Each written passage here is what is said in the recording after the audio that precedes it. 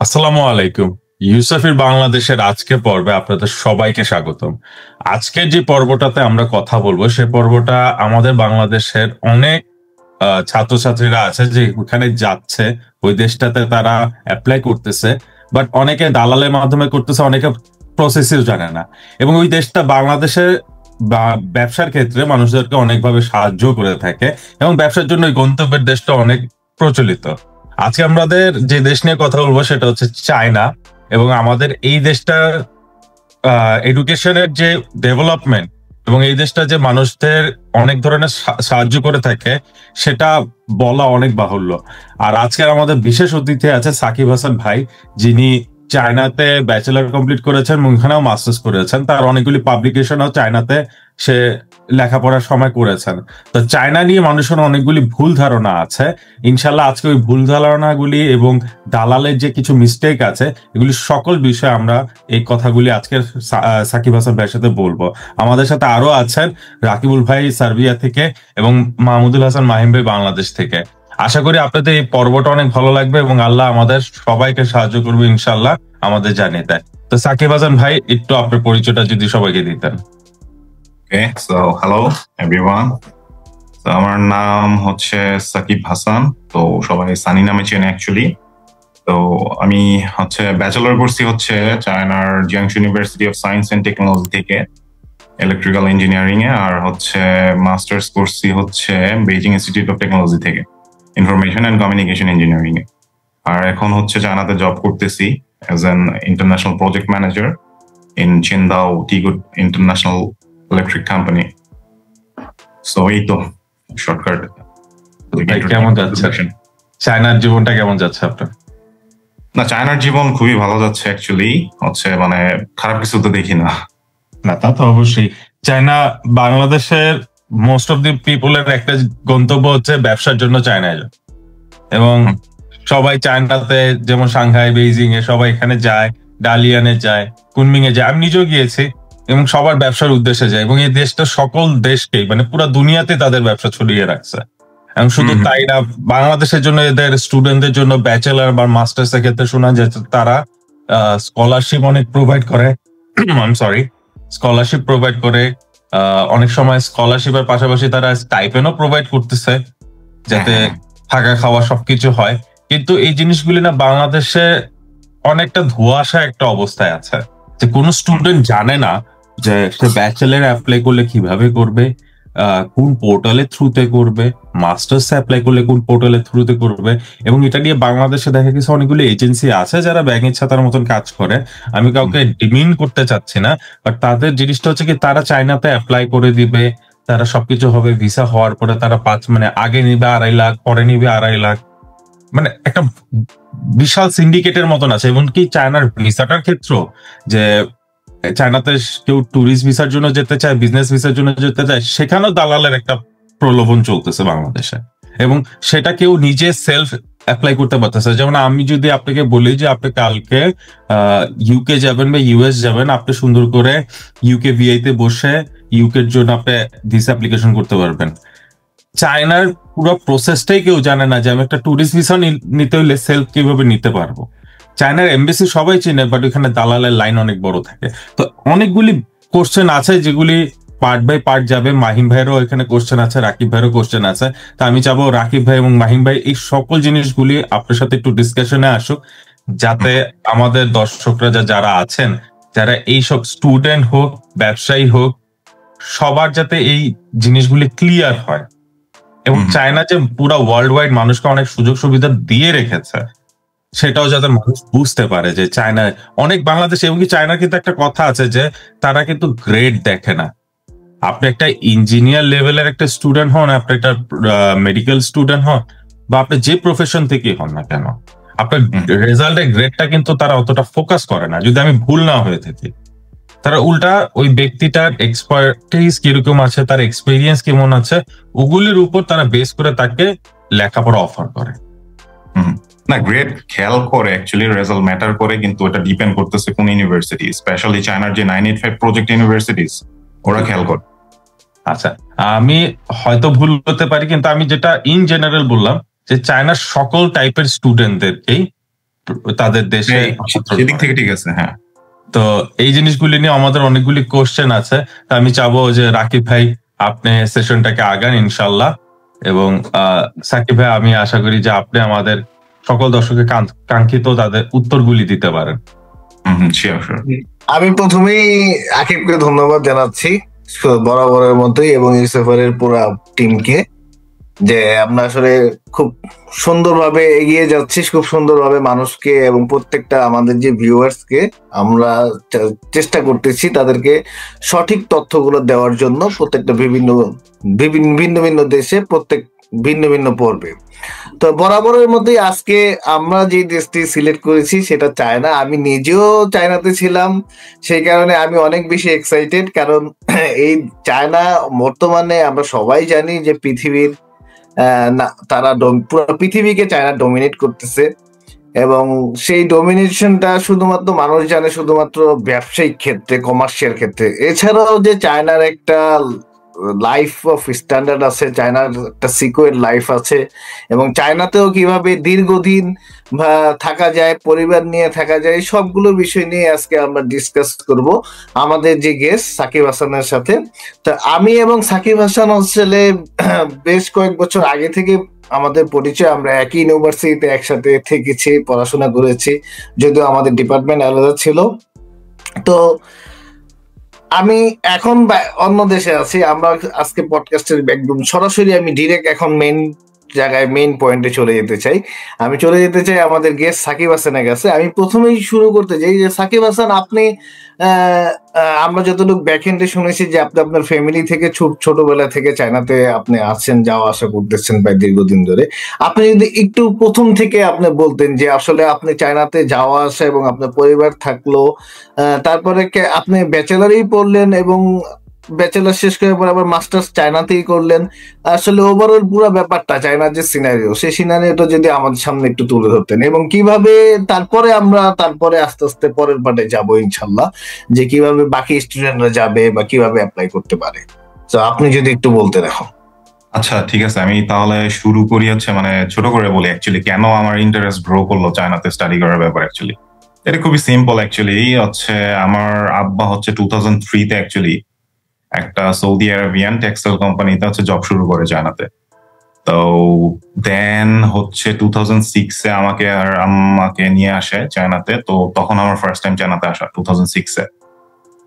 তো তখন আমি বাংলাদেশি একটা স্কুলে পড়তাম, তো 1 বছর গ্যাপ দিয়েছিলাম।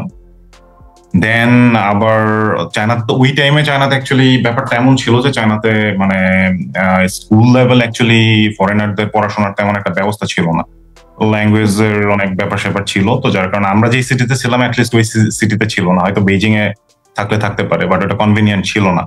তো যার কারণে আমি আবার দেশে ব্যাক করি, তো স্কুল কমপ্লিট করি, কলেজ কমপ্লিট করি। তো দেন ভাবলাম যে লাইক প্যারেন্টস যেহেতু এখানে আছে, তো এখানে ব্যাচেলর শুরু করি। তো ব্যাচেলর শুরু করলাম, দেন আস্তে আস্তে ভালো লাগা শুরু করবো, দেন মাস্টার্সও কমপ্লিট করলাম, দেন এখন তো জব করতেছি। এইটাই মোটামুটি আমার ব্যাপার আর কি এখন পর্যন্ত। ওভারঅল মানে চায়নাতে যদি আপনি এজ এ স্টুডেন্টরা যে পড়তে যাচ্ছে বা পড়াশোনা করছে, তাদের লাইফটা যদি আপনি একটু এলাবোরেট করতেন আর কি। আচ্ছা, ফাইন, মানে এটা একটু ডিফিকাল্ট ওইভাবে এলাবোরেট করা। আমি কোশ্চেনটা একটু সহজ করে দেই। ধরেন আপনি চায়নার যে থাকা খাওয়া, চায়নার যে লিভিং এক্সপেন্স, খাওয়ার যে এক্সপেন্স, সেই এক্সপেন্স গুলো কিরকম, এবং এজ এ স্টুডেন্ট অবস্থায় চায়নাতে আর্নিং অপরচুনিটি, সেই অপরচুনিটিটা কিরকম কিভাবে স্টুডেন্টরা সেগুলা বেয়ার করতেছে, যদি এই ব্যাপারগুলো আপনি বলতেন। আচ্ছা, ঠিক আছে। অ্যাকচুয়ালি চায়নার লাইফস্টাইল যদি আমি বলি, চায়নার সিটিজ গুলো অ্যাকচুয়ালি ওরা মানে ক্লাসিফাইড করে মানে 4টা level actually: first tier, second tier, third tier and fourth tier. তো ফার্স্ট টায়ার সিটিগুলোর কথা যদি বলি, actually Beijing, Shanghai, Guangzhou and Shenzhen, not Chengdu, Shenzhen. তো এই সিটিজ গুলা মোটামুটি এক্সপেন্সিভ, মানে খুব ভালো এক্সপেন্সিভ, ঠিক আছে, খুবই এক্সপেন্সিভ। আর সেকেন্ড টায়ার সিটি গুলার, থার্ড টায়ার সিটি গুলা মোটামুটি রিজনেবল, অনেকটাই কম, মানে লাইফস্টাইল বা অন্যান্য এক্সপেন্সেস অনেক কম। আর ফোর্থ টায়ার সিটিজ গুলা অ্যাকচুয়ালি গ্রাম টাম যেগুলো এখনো অতটা ডেভেলপ হয় নাই, খুবই কম, ওইসব সিটির পরিমাণ খুবই কম, বাট মানে তারপর আছে, স্টিল আছে। তো ওইগুলোতে অ্যাকচুয়ালি ফরেনারদের যাওয়ার সুযোগ নাই তেমন একটা, কারণ ওইসব সিটিগুলোতে তেমন ইউনিভার্সিটি নাই, তেমন কোনো সুযোগ নাই যাওয়ার। আর নর্মালি বাংলাদেশি স্টুডেন্টসরা যে ইউনিভার্সিটি যে সিটিজ গুলোতে অ্যাকচুয়ালি আসে, যে ইউনিভার্সিটিস গুলোতে অ্যাকচুয়ালি আসে, ওইগুলা mostly second tier and third tier cities গুলোতে। ফার্স্ট টায়ার একটু কমই আছে, স্পেশালি বেজিং, সাংহাই এন্ড গুয়াংজুতে একটু কমই আছে, বাট আছে। তো যদি মানে লাইক মেজরিটি আমরা ফোকাস করি, তো মেজরিটি ফোকাস করলে second tier and third tier cities গুলোতে বেশি আসে, কারণ স্টুডেন্টদের মূল ফোকাসটা হচ্ছে অ্যাকচুয়ালি স্কলারশিপ। মানে যাদের হচ্ছে হিউজ বাজেট নাই, আমি যেটা খেয়াল করছি বাংলাদেশ থেকে, তারাই অ্যাকচুয়ালি চায়নাটা টার্গেট করে, যারা স্কলারশিপ হান করতে চাচ্ছে, গ্র্যাব করতে চাচ্ছে, একটু কম খরচে পড়াশোনা করতে চাচ্ছে। তো ওরা দেখা গেছে যে মোটামুটি top second tier and third tier cities গুলোর যে ইউনিভার্সিটিস গুলো, এগুলো মোটামুটি হচ্ছে ব্যাচেলর স্পেশালি স্কলারশিপ বেশি দেয়। তো যার কারণে স্টুডেন্টরা এই সিটিজ গুলোতেই বিশেষ, তো এই সিটিজ গুলোতে অ্যাকচুয়ালি খরচ খুব বেশি না, কারণ চায়না যেহেতু আপনি জানেন, আপনি চায়নাতে ছিলেন, তো চায়না যেহেতু মানে ম্যানুফ্যাকচারিং বেসড একটা কান্ট্রি, তো সবকিছু মোটামুটি ওয়ার্ল্ডের ওরা ম্যানুফ্যাকচার করে বর্তমানে। তো এই কারণে এদের সবকিছুরই মানে চায়নাতে মোটামুটি কস্ট অনেক কম, খুব বেশি কস্টফুল না যে কোনো কিছুই, সেটা মানে দৈনন্দিন নেসেসারিজ যেগুলো আছে সেগুলো থেকে শুরু করে সবকিছুই। অ্যাপ্রক্সিমেটলি যদি আমি বলি, মানে খুবই মানে স্ট্যান্ডার্ডলি কেউ যদি কি বলে যে পার মান্থের হিসাব করে, তাহলে I think 15,000 is okay, 15,000 BDT is okay. আর বাকিটা তো মানে যার যার উপর অ্যাকচুয়ালি খরচ করার অ্যাবিলিটির উপর, বাট 15,000 ইজ ওকে। এর কমে অনেকে চলে, বাট ওইটা একটু টাইট হয়ে যায়, মানে ওইটা মানে এটা কি থাকা খাওয়া সহ নাকি শুধু অনলি খাওয়া?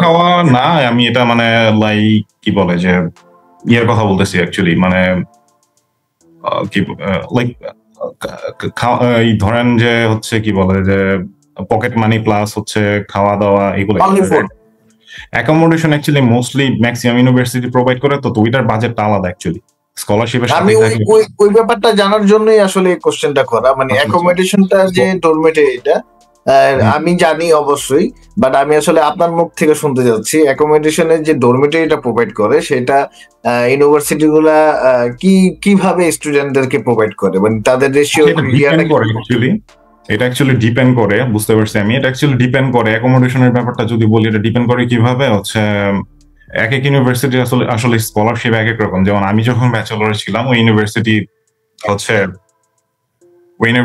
স্কলারশিপ ছিল হচ্ছে টিউশন ফিজের 80% ফ্রি করতো ওরা, আর হচ্ছে সাথে অ্যাকোমোডেশন ফ্রি দিত। তো বাকি 20% টিউশন ফিজ শুধু দিতে হইতো। তো এটা ছিল বাংলা টাকা ওই টাইমের হচ্ছে ইভালুয়েশন অনুযায়ী হচ্ছে 60,000 বিডিটি ছিল। তো এটা প্রোভাইড করলে 1 ইয়ারে আমাদের কোনো প্রবলেম ছিল না, কোনো কিছু আর কোনো কিছু দেওয়া লাগতো না, অ্যাকোমোডেশন এটার মধ্যে ইনক্লুডেড ছিল। কিছু কিছু ইউনিভার্সিটি আছে ফুল ফ্রি স্কলারশিপ দেয়, এটা খুবই কম এখন বর্তমানে চায়নাতে, হচ্ছে খুবই কম, 2-4টা ইউনিভার্সিটি বা 5টা ইউনিভার্সিটি আছে এরকম ব্যাচেলরে যারা হচ্ছে ফুল ফ্রি স্কলারশিপ দেয়। তো ফুল ফ্রি স্কলারশিপ অ্যাকচুয়ালি স্টুডেন্টের কোনো কিছু পে করতে হয় না, টিউশন ফিও ফ্রি, হচ্ছে হোস্টেল বা অ্যাকোমোডেশন হোয়াট এভার ওইটাও ফ্রি। তো আবার কিছু কিছু ইউনিভার্সিটি আছে যে শুধু টিউশন ফি ফ্রি, ঠিক আছে, আর হচ্ছে অ্যাকোমোডেশন দিতে হয়। তো এর মধ্যে বিভিন্ন ইউনিভার্সিটিতে বিভিন্ন টাইপের সিটি ভেদে হচ্ছে ডিফারেন্স আছে। কোনো সিটিতে হয়তো বাংলা টাকায় প্রায় কত 80,000 বিডিটি পড়ে, কোন জায়গায় হয়তো 40,000 বিডিটি পড়ে। তো অ্যারাউন্ড যদি আমি বলি তাহলে হচ্ছে সিটি বেদে বা ইয়ে বেদে 40 থেকে হচ্ছে দেখা গেছে 80 বা 90,000 এরকম পড়ে অ্যাকচুয়ালি বিডিটি পুরা ইয়ারলি বেসিসে হিসাব করে ওরা ইউনিভার্সিটি। আপনার কথা মতোই যদি আমরা যে টপিকটা চলে আসলো আসলে স্কলারশিপ, যেহেতু স্টুডেন্ট স্কলারশিপে যায়, এখন most of the Bangladeshi student যখন স্কলারশিপে যায়, আসলে এটা সিস্টেমটা কি, মানে বাংলাদেশি একটা স্টুডেন্ট কিভাবে চায়নাতে পড়তে যেতে পারে, বা তার আসলে প্রথম স্টেপটা নেওয়া কি উচিত, বা চায়নাতে ইন হওয়ার পরে এজ এ স্টুডেন্ট প্রথমে তাকে কি কি স্ট্রাগল গুলা ফেস করতে হয়। আমি আসলে অনেক 3-4টা কোশ্চেন একসাথে আপনাকে জোরে করে দিচ্ছি, যাতে পুরা বিশ্লেষণ আকারে আপনি বিষয়গুলো বলতে পারেন, যাতে আমাদের যারা ভিউয়ার্স আছে তারা যেই দেখবে সে যাতে পুরা ব্যাপারটা তার একটা ট্রান্সপারেন্ট একটা ধারণা সে পেয়ে যায়। বুঝতে পারছি। আচ্ছা, ফার্স্টে তাহলে হচ্ছে মানে অ্যাপ্লিকেশন প্রসিডিউরটা বা অ্যাপ্লিকেশনের ব্যাপারটা নিয়ে আলোচনা করি। অ্যাপ্লিকেশনের ব্যাপারে অ্যাকচুয়ালি আমি যেটা খেয়াল করছি বা আমিও যেটা করছি অ্যাকচুয়ালি ফার্স্টে, আমি যখন আসছি দেখা গেছে বাধ্য হয়ে হচ্ছে এজেন্সি ধরা লাগছে। তো একটা এজেন্সি আমার হচ্ছে অ্যাডমিশন করাই দিছিল ব্যাচেলরে। তো তাদের থ্রুতে অ্যাকচুয়ালি ব্যাচেলরে অ্যাডমিটেড হই, দেন হচ্ছে আমি শুরু করি অ্যাকচুয়ালি, মানে স্টাডি শুরু করি। তো এখন আমার এক্সপেরিয়েন্স অনুযায়ী যদি আমি বলি, অ্যাকচুয়ালি এখানে কিছু ব্যাপার আছে। ব্যাপারটা হচ্ছে কি, অনেক ক্ষেত্রে অনেক স্টুডেন্ট, আমার অনেক স্টুডেন্টের সাথে এখন কথা হয়, তো অনেকের একটা কমপ্লেন যে ভাই ব্যাচেলরে তো এজেন্সি ছাড়া বা এজেন্ট ছাড়া তো হচ্ছে অ্যাকচুয়ালি মানে অ্যাপ্লাই করার কোনো ওয়ে দেখতেছি না বা ওয়ে পাচ্ছি না। হ্যাঁ, কিছু ইউনিভার্সিটি আছে যারা হচ্ছে ওপেন অ্যাপ্লিকেশন ওপেন করে রাখছে, যে কেউ হচ্ছে ইউরোপ বা ইউএস এর বা অন্যান্য কান্ট্রির হচ্ছে মতো ডিরেক্টলি অ্যাপ্লিকেশন নেয়, বাট মানে ওদের তো স্কলারশিপ নেই। তো এখন মূল বিষয়টা হচ্ছে যে স্টুডেন্টরা অ্যাকচুয়ালি স্কলারশিপ গ্র্যাব করতে চায়। ঠিক আছে, বাংলাদেশ থেকে ওই যেটা বললাম যে আগে, যে যারা অ্যাকচুয়ালি যাদের বাজেট নাই খুব বেশি, অ্যাকচুয়ালি কম খরচে হচ্ছে স্কলারশিপ নিয়ে হচ্ছে পড়াশোনা করতে যাচ্ছে, একদম মিনিমাম একটা খরচের মধ্যে ইঞ্জিনিয়ারিং করতে যাচ্ছে বা ব্যাচেলর করতে যাচ্ছে, তো ওরাই চায়নাটা অ্যাকচুয়ালি চুজ করে, মানে মেজরিটি হচ্ছে এটাই। তো এখন দেখা গেছে যে চায়নার ইউনিভার্সিটিস গুলো যদি আমি 3টা ক্যাটাগরিতে যদি আমি ক্লাসিফাইড করি, ঠিক আছে, তো 3টা ক্যাটাগরির মধ্যে যদি আমি বলি, চায়নাতে একটা ব্যাপার আছে লাইক 985 অ্যান্ড 211 প্রজেক্ট। তো 985 প্রজেক্টের ইউনিভার্সিটি যেগুলো গুগলে সার্চ দিলে সবাই পেয়ে যাবে। তো 985 প্রজেক্টস এর ইউনিভার্সিটি গুলো অ্যাকচুয়ালি যদি আমি বলি, তো এগুলো চায়নার মোটামুটি হচ্ছে টপ, মানে ফার্স্ট ক্লাস যতগুলো ইউনিভার্সিটি আছে এগুলো সবগুলো 985 প্রজেক্ট ইউনিভার্সিটিস এর আন্ডারে। তো 985 প্রজেক্টস এর ইউনিভার্সিটি মোটামুটি আমি যতগুলো দেখছি সবগুলাই মোটামুটি অ্যাপ্লিকেশন ওপেন করে রাখছে।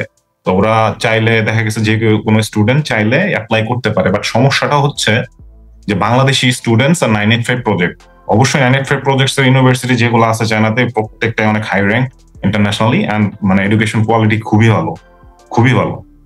তো সমস্যাটা হচ্ছে যে ওরা স্কলারশিপ অফার করে না, মানে টপ ইউনিভার্সিটি যেগুলো অলরেডি ওদের এডুকেশন সিস্টেমটা প্রুভেন, তো ওরা স্কলারশিপ প্রোভাইড করে না। এখন সেকেন্ড টায়ারের কথা যদি বলি, যেগুলো আছে যে 211 প্রজেক্টের ইউনিভার্সিটি গুলো মোটামুটি মানে সেকেন্ড ক্লাস ইউনিভার্সিটিস চায়নাতে বা সেকেন্ড লেভেল ইউনিভার্সিটিস। তো 211 প্রজেক্ট এগুলো অ্যাকচুয়ালি মানে আমি যে বলতেছি, যারা শুনতেছে লিসেনার্স বা যারা আছে ভিউয়ার্স, ওরা অ্যাকচুয়ালি সার্চ করলেই মানে কিওয়ার্ড ধরে সার্চ করলে পেয়ে যাবে সবকিছু। তো 211 প্রজেক্টের ইউনিভার্সিটি যেগুলো, এগুলোর মধ্যে মোটামুটি অনেক ইউনিভার্সিটিজই আছে ওপেন, আবার লাইক 50% ইউনিভার্সিটিস ওপেন করে রাখছে অ্যাপ্লিকেশন, 50% হয়তো স্কলারশিপ দিচ্ছে বাট এজেন্সির আন্ডারে, মানে এই বিষয়টা নিয়ে আমি পরে বলতেছি। আর থার্ড টায়ার ইউনিভার্সিটিস গুলো ওইগুলো অ্যাকচুয়ালি আমি পার্সোনালি রিকমেন্ড করি না স্টুডেন্টসদের বাংলাদেশ থেকে হচ্ছে ওইসব ইউনিভার্সিটিতে পড়ার জন্য, বাট অ্যাকচুয়ালি যেটা বললাম যে স্কলারশিপের জন্য অনেক স্টুডেন্টস বর্তমানে আমি দেখতেছি যে আসতেছে, পড়াশোনা করতেছে, এন্ড হচ্ছে দেন গ্রাজুয়েশনও করতেছে। এখন কথা হচ্ছে যে মানে এজেন্সির ব্যাপারটা, যে এজেন্সি আর হচ্ছে মানে লাইক কি বলে যে এই যে মানে যারা মিডলম্যান, যারা এজেন্সি, স্টুডেন্ট আর ইউনিভার্সিটি, এটা কিভাবে আসে, তো এরা অ্যাকচুয়ালি আমি একটু মানে বিস্তারিত বলি। তো অ্যাকচুয়ালি মানে সব ক্ষেত্রে আমি সব এজেন্সিকে আমি খারাপ বলবো না, অনেক এজেন্সি আছে যে লাইক মোটামুটি একটা মিনিমাম সার্ভিস ফি নিয়ে কাজ করে, আমি কারো নাম বলবো না, বাট অনেকগুলো এজেন্সি আছে যারা মোটামুটি একটা মিনিমাম সার্ভিস ফি নিয়ে কাজ করে এবং ভালো কাজ করতেছে জানাতে, স্টুডেন্টদের হেল্প মানে ভালো হেল্প করতেছে, হেল্পে আসতেছে। আর অ্যাকচুয়ালি মানে লাইক এজেন্সি বা দালাল যে ওয়ার্ডটা মানুষজন ইউজ করে, যে জিনিসটা বলে, এটা অ্যাকচুয়ালি ডিফারেন্ট থিং। আমি আমার আমার আমার হচ্ছে এক্সপিরিয়েন্স থেকে আমি যেটা দেখছি যে মানে অনেকগুলো সলিড এজেন্সি আছে চায়নাতে যারা অ্যাকচুয়ালি কাজ করতেছে, বাট দালালটা আসে কিরকম, যে অনেকে আছে হচ্ছে যে মানে লাইক সে হচ্ছে কিছু ফাইল কালেক্ট করে স্টুডেন্টদের বাংলাদেশ থেকে, তার পরিচিত বা সামহাউ লাইক মার্কেটিং টার্গেটিং করে ফেসবুকে, দেন সে এসে এজেন্সিকে দেয়, যে এজেন্সি গুলো অ্যাকচুয়ালি দেখা গেছে যে র্যাপিডলি কাজ করতেছে চায়নাতে এবং ভালো করে কাজ করতেছে। তো সে মাঝখান থেকে মানে ওই যে অ্যাকচুয়ালি মানে এজেন্সির স্টুডেন্ট মিডলম্যান, সে অ্যাকচুয়ালি দেখা গেছে এখান থেকে করতেছে এবং স্টুডেন্টকে হয়তো মানে অনেক টাইপের অনেক কথাবার্তা, অনেক মানে ড্রিমস দেখাইতেছে, হচ্ছে অনেক কিছু বলে টলে হচ্ছে অনেক মিথ্যা কথা টথা বলে দেখা গেছে অ্যাডমিশন করাচ্ছে। এখন স্টুডেন্ট যে অ্যাপ্লাই করতেছে তার পরিচিত কারো একজনের থ্রুতে, সে কিন্তু চিনতেছে না কি এজেন্সি আর বা কোন ইউনিভার্সিটিতে অ্যাপ্লাই করতেছে বা কি, সে যেভাবে বলতেছে ওই লোকটা, সে কিন্তু সেটা বিশ্বাস করে ওকে ডকুমেন্টস দিতেছে বা ওরে হচ্ছে টাকা পয়সা দিতেছে, কিন্তু সে কাজ করে নিতেছে কিন্তু ওই এজেন্সি গুলা দিয়ে যারা সলিড ভাবে কাজ করতেছে মার্কেটে। ওই এজেন্সি গুলাকে আমি খারাপ বলবো না, অ্যাকচুয়ালি ওই এজেন্সি গুলাকে আমি খারাপ বলবো না, বিকজ অ্যাকচুয়ালি সমস্যা হচ্ছে স্টুডেন্টসদের কাছে হচ্ছে ওই ইনফরমেশন গুলো নাই যে কোন এজেন্সি গুলো ভালো কাজ করতেছে। ঠিক আছে, এটা গেল একটা বিষয়। তো আরেকটা বিষয় হচ্ছে যে মানে চাইনিজ ইউনিভার্সিটিস ওই যেটা বললাম যে যারা মানে যে ইউনিভার্সিটিস গুলো অ্যাকচুয়ালি স্কলারশিপ দেয়, স্কলারশিপ কোন ইউনিভার্সিটিস গুলা দেয়? স্কলারশিপ ওইসব ইউনিভার্সিটিস গুলা দেয় যারা হচ্ছে মূলত লাইক ওয়ার্ল্ড র্যাঙ্কিং এ ওইরকম একটা পজিশনে আসতে পারে নাই, ঠিক আছে, আসার জন্য ট্রাই করতেছে। তো আসার জন্য এটা আপনারা জেনে থাকবেন সবাই যে লাইক ইউনিভার্সিটিস গুলোর র্যাঙ্কিং গ্রো করতে গেলে সব থেকে বেশি ইম্পর্টেন্ট হচ্ছে যে ফরেন স্টুডেন্টদের অ্যাক্টিভিটিস প্লাস হচ্ছে গিয়ে রিসার্চ অ্যাক্টিভিটিস বা রিসার্চ ফান্ডিং, এগুলো খুবই ম্যাটার করে, ঠিক আছে। তো চাইনিজ ইউনিভার্সিটিস গুলো স্পেশালি চাইনিজ গভর্নমেন্ট হচ্ছে সব থেকে বেশি ইনভেস্টমেন্ট করতেছে এখন হচ্ছে স্পেশালি রিসার্চ আর এডুকেশনে। তো লাস্ট 10-15 বছরে যদি একটু মানে ডাটাগুলো খেয়াল করেন, তো এখন যেটা হয়েছে যে আগে একটা সময় ওই টপ ফার্স্ট ক্যাটাগরির টপ সেকেন্ড ক্যাটাগরি ইউনিভার্সিটিস গুলো অ্যাকচুয়ালি স্কলারশিপ দিত, কিন্তু এখন সেটা হচ্ছে মানে ব্যাচেলর লেভেলে খুবই কম, নাই বললেই চলে একদম। কিছু আছে ইউনিভার্সিটিস বাট ওইটা চাইনিজ টটে, কিন্তু বাংলাদেশি স্টুডেন্টরা অ্যাকচুয়ালি চায় ইংলিশ টটে হচ্ছে ব্যাচেলর করতে। ইংলিশ টটে ব্যাচেলর প্রোগ্রামে স্কলারশিপ অফারই করতেছে অ্যাকচুয়ালি মোটামুটি মানে সেকেন্ড ক্লাস ইউনিভার্সিটিস কিছু, আর হচ্ছে মোটামুটি লাইক থার্ড স্ট্যান্ডার্ড ইউনিভার্সিটিস গুলা কিছু জানাতে। কারণ কি মানে ওরা চাচ্ছে যে মানে র্যাঙ্কিং এ বেটার করতে, ওদের হচ্ছে টোটাল ফাংশনিংটা বেটার করতে, ওদের ইন্টারন্যাশনাল এডুকেশন সিস্টেমটা বেটার করতে। এন্ড পাশাপাশি চায়নার আরেকটা যেই হচ্ছে মানে কি বলে যে গভর্নমেন্টের আরেকটা যে স্কোপ হচ্ছে স্কলারশিপ গুলো প্রোভাইড করার পিছনে হচ্ছে ফান্ড ক্রিয়েট করার, সেটা হচ্ছে যে ওদের যে কালচারটা এটা কালচারাল একটা দেখা গেছে যে কি বলে একটা এক্সচেঞ্জের মানে লাইক সেম কাইন্ড অফ কিছু একটা মুখে আসতেছে না এখন, হোয়াটএভার, কালচারাল এক্সচেঞ্জ করা আর কি অ্যাকচুয়ালি। তো এটা হচ্ছে আরেকটা রিজন, এটা হচ্ছে আরেকটা মানে ব্যাপার পাশাপাশি। তো যেই ইউনিভার্সিটিস গুলো অ্যাকচুয়ালি মানে লাইক স্ট্রাগল করতেছে ওয়ার্ল্ড র্যাঙ্কিং এ অনেক ভালো একটা পজিশন ক্রিয়েট করার জন্য, ওইসব ইউনিভার্সিটিতে অ্যাকচুয়ালি হচ্ছে স্কলারশিপস গুলো বেশি। এটা অ্যাকচুয়ালি স্টুডেন্টসরা ঘাটাঘাটি করলে বুঝতে পারবে আমার কথাগুলো শোনার পর। তো ওই ইউনিভার্সিটিস গুলো অ্যাকচুয়ালি যেহেতু তারা পপুলার না, অত বেশি পপুলার না ইউএস ওয়ার্ল্ড র্যাঙ্কিং এ বা কোনো ওয়ার্ল্ড র্যাঙ্কিং এ ওদের খুব ভালো পজিশন নাই স্বভাবতই, মানে ওদের ওই সব ইউনিভার্সিটির নাম হয়তো স্টুডেন্ট যখন কোনো এজেন্টের মুখ থেকে বা কারো মুখ থেকে শুনবে, কোনো সিনিয়রের মুখ থেকে শুনবে, তো লাইক মেবি ওটা আর ফার্স্ট টাইম যে ইউনিভার্সিটির নাম শুনছে, কারণ সেটা মানে টপ কোন ইউনিভার্সিটির না ওয়ার্ল্ডে বা ভালো কোনো র্যাঙ্কিং এ বা লাইক ওইরকম কোন ইউনিভার্সিটি না। তো দেখা গেছে যে যেটা হয়েছে যে আপনার তো এই টাইপের ইউনিভার্সিটিস গুলা অ্যাকচুয়ালি হচ্ছে আপনার স্কলারশিপটা দেওয়ার রিজনটা হচ্ছে এটা যে হচ্ছে দেখা গেছে যে লাইক ইন্টারন্যাশনাল স্টুডেন্ট যেন গ্র্যাব করতে পারে। আর এজেন্সি থ্রুতে দেওয়ার রিজনটা হচ্ছে এটা যে যেহেতু ওদের চেনা না, যেটা আমি বললাম যে ইউনিভার্সিটিস গুলো অতটা পপুলার না, তো ওদের জন্য যেহেতু চায়নার ব্যাপার আবার যদি আপনি দেখেন যে ওয়েস্টার্ন কান্ট্রিগুলো যদি দেখেন ওদের কান্ট্রিগুলোতে কিন্তু খুব বেশি ইউনিভার্সিটিস না, কিন্তু চায়নাতে কিন্তু যদি আপনার প্রাইভেট পাবলিক একসাথে করেন আই থিঙ্ক মানে আমি সঠিক অ্যামাউন্টটা জানি না বাট 1000 এর উপরে, 1000 এর উপরে ইউনিভার্সিটিস। তো বুঝতেছেন ওদের কি পরিমাণ ইন্টারন্যাশনাল স্টুডেন্টস দরকার, হিউজ ইন্টারন্যাশনাল স্টুডেন্টস দরকার।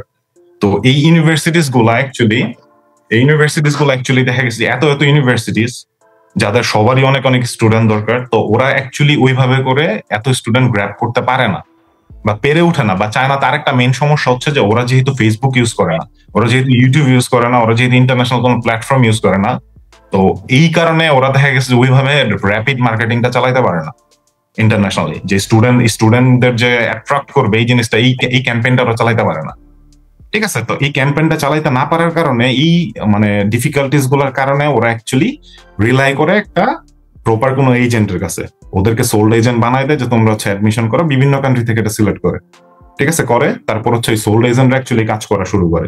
তারপর ওরা হচ্ছে বিভিন্ন দেশ থেকে স্টুডেন্ট লাইক মার্কেটিং করে দেন হচ্ছে অ্যাডমিশন করানো শুরু করে এই স্কলারশিপ প্রোগ্রাম গুলাতে। তো বিষয়টা হচ্ছে মোটামুটি এরকম, আমি জানি না কোনো কিছু আনক্লিয়ার রয়ে গেছে কিনা, যদি না ঠিক আমরা বুঝতে পারছি। আমার একটুখানি যদি ব্যাচেলারের যে প্রসেসটা, অ্যাপ্লিকেশন প্রসেসটা স্টেপ বাই স্টেপ যদি বলা যেত তাহলে মনে হয় একটুখানি আর একটু ক্লিয়ার হয়ে যেত। আমরা আমি তো অ্যাড করি কোশ্চেনটা স্থানের সাথে মাহিম ভাইয়ের সাথে, সেটা হচ্ছে যে আমি যদি একটা স্টুডেন্ট হই, ইন্টার পাস করছি, এখন আমি যদি চায়নাতে ব্যাচেলার করতে চাই তাহলে আমার প্রথম স্টেপটা কি হবে আসলে আমি চায়নাতে পড়ার জন্য, যদি ইন শর্টে তুমি একটু বলতা। ট্যাব বলতে অ্যাকচুয়ালি এই জায়গায় তো আসলে ব্যাপার দুইটা, যে অ্যাকচুয়ালি কি টাইপের হচ্ছে, মানে আপনি কোন টাইপের ইউনিভার্সিটিতে, আপনি কি হচ্ছে দেখা গেছে যে মানে এডুকেশনটা প্রিফার করতেছেন বেশি, নাকি হচ্ছে মানে কস্টটা প্রিফার করতেছেন, এটার উপর আসলে বেসিস করে আনসারটা দিতে হবে। ঠিক আছে, আমরা যদি অ্যাপ্রোম্যাক্স মানে মিডিয়াম রেঞ্জের কথা চিন্তা করি, যে যে ছাত্রটা চাচ্ছে সে পড়ালেখাও আচ্ছা করতে ফাইন, এবং বুঝতে পারছি বুঝতে আমি পারছি। আমিও এখানে একটু ইন্টারাপ্ট করি। আমি যদি আপনাকে ভেঙে বলি যে মনে করেন আমি একটা ব্যাচেলর নিয়ে আপনাকে কোশ্চেন করলাম, যে একটা ব্যাচেলর স্টুডেন্ট যাবে, সে যে কোনো ফিল্ড থেকে হতে পারে। ইন জেনারেল যদি আসি, তো চায়নায় সায়েন্সের যদি কোনো ফিল্ড হয়, তাহলে সায়েন্সের স্টুডেন্ট সে আইটিতে যাবে, সায়েন্স সোশ্যাল সায়েন্স হতে পারে, আপনার বায়োটেকও হতে পারে, তো যেটাই হোক, বা সিভিল ইঞ্জিনিয়ারিং হতে পারে, ইলেকট্রিক্যাল ইঞ্জিনিয়ারিং হতে পারে। সায়েন্সের একটা ব্যাকগ্রাউন্ডের স্টুডেন্ট গেলে নিম্ন থেকে শুরু করে উচ্চ কিভাবে, বা মেডিকেল লাইনে বা নার্সিং লাইনে, অথবা আপনার আর্টস এর লাইনে যদি কেউ অ্যাপ্লাই করে, তো ব্যাচেলরের একটা নিম্ন বা উচ্চ অ্যাপ্লিকেশনে কত টাকা থেকে শুরু হতে পারে, কত টাকা গিয়ে শেষ হতে পারে, প্রসেস, ওয়েবসাইট, অ্যাপ্লিকেশন পোর্টাল, যেমন অনেক ইউরোপের ক্ষেত্রে একটা কম্বাইন অ্যাপ্লিকেশন পোর্টাল থাকে, সেখানে সকল ডকুমেন্টস আপলোড করার পরে ওইটা অনুযায়ী আপনি স্পেসিফিক কিছু ইউনিভার্সিটি পাবেন, রিকোয়ারমেন্ট সবকিছু এখানে বলা থাকে। তো ওরকম চায়নারে যদি ব্যাচেলর হয়, তো ব্যাচেলর ক্ষেত্রে কিভাবে স্টেপ বাই স্টেপটা যাবে, এবং মাস্টার্সের কিভাবে মাস্টার্সের ক্ষেত্রে কিভাবে স্টেপ বাই স্টেপ যাবে। আচ্ছা, ব্যাচেলরের কথা যদি বলি, তো ব্যাচেলরের ব্যাপার যদি বলি, তো ব্যাচেলরে অ্যাকচুয়ালি একটা স্টুডেন্টের আমি মনে করি যে ফার্স্টে হচ্ছে ইনফরমেশন গ্যাদার করা লাগবে, একটা দুইটা ইউনিভার্সিটি চুজ করা, দেন ইনাফ ইনফরমেশন গ্যাদার করা ওই ইউনিভার্সিটির ব্যাপারে। তো আর অ্যাপ্লিকেশনের বিষয় যেটা অ্যাকচুয়ালি মানে জেনারেলি যদি আমি বলি, অ্যাপ্লিকেশন ডিরেক্টলি চাইলে একটা স্টুডেন্ট করতে পারে হচ্ছে প্রত্যেকটা ইউনিভার্সিটিরই মোটামুটি ওয়েবসাইট আছে, তো টোটাল ইংলিশে, তো ইংলিশ চাইনিজ দুটোটাই আছে, তো মুড চেঞ্জ করে নেওয়া যায় হচ্ছে। তো অ্যাপ্লিকেশন পোর্টালে গেলে ওইখানে অ্যাকচুয়ালি থাকে, ওদের অপশনস থাকে অ্যাকচুয়ালি অ্যাপ্লাই করার জন্য, তো ওইভাবে চাইলে অ্যাপ্লাই করতে পারে, এটা অ্যাকচুয়ালি অত কোনো বিগ ডিল না। কিন্তু সমস্যাটা ওই জায়গায় যে ম্যাক্সিমাম ইউনিভার্সিটি যেগুলো যারা স্কলারশিপ অফার করে, যেটা আমি বললাম যে ওদের একটা টার্গেট থাকে অ্যাকচুয়ালি। তো টার্গেট থাকে কি যে লাইক এই বছর ওরা এতগুলা প্রোগ্রাম চালু করবে, ইঞ্জিনিয়ারিং প্রোগ্রাম বা হচ্ছে এতগুলা ব্যাচেলর প্রোগ্রাম চালু করবে, তো এক একটা ব্যাচ চালু করতে গেলে ওদের হয়তো লাইক অ্যাটলিস্ট 20 বা 30 স্টুডেন্টস করে লাগবে এক একটা হচ্ছে প্রোগ্রামে, তো এক একটা ব্যাচে, সরি।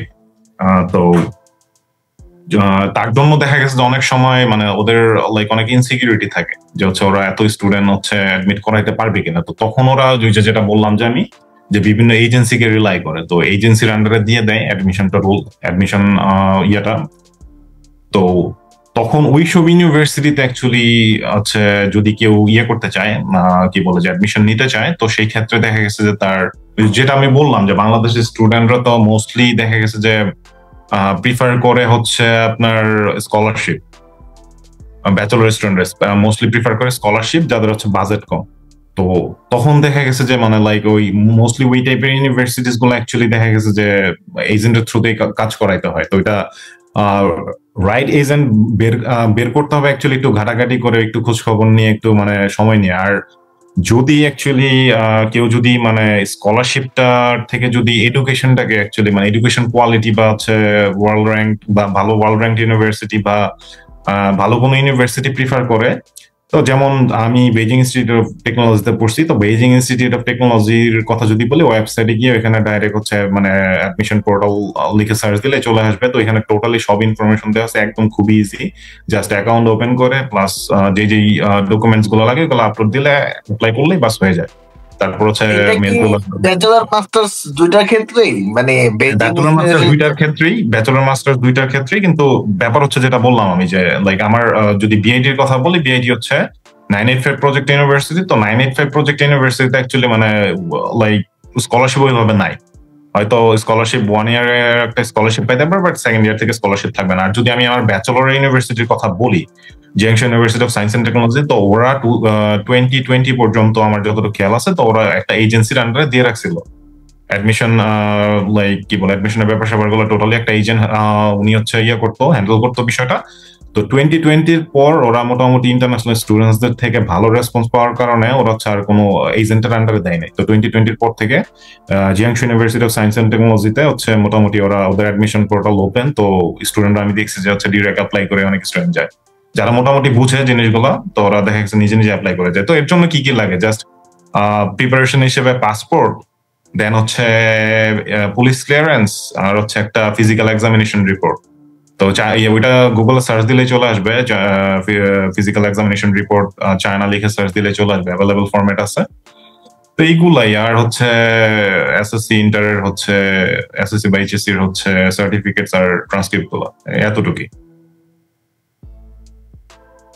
আর অনেক ক্ষেত্রে হয়তো সিবি চায় অথবা কিছু চায়, কি বলে হচ্ছে কিছু কিছু ইউনিভার্সিটিস আছে যা ইংলিশ ডট কোনো সরি ইংলিশ প্রফিসিয়েন্সি কোনো সার্টিফিকেট চাইতে পারে, বাট সেটা খুবই লিমিটেড, খুবই কম।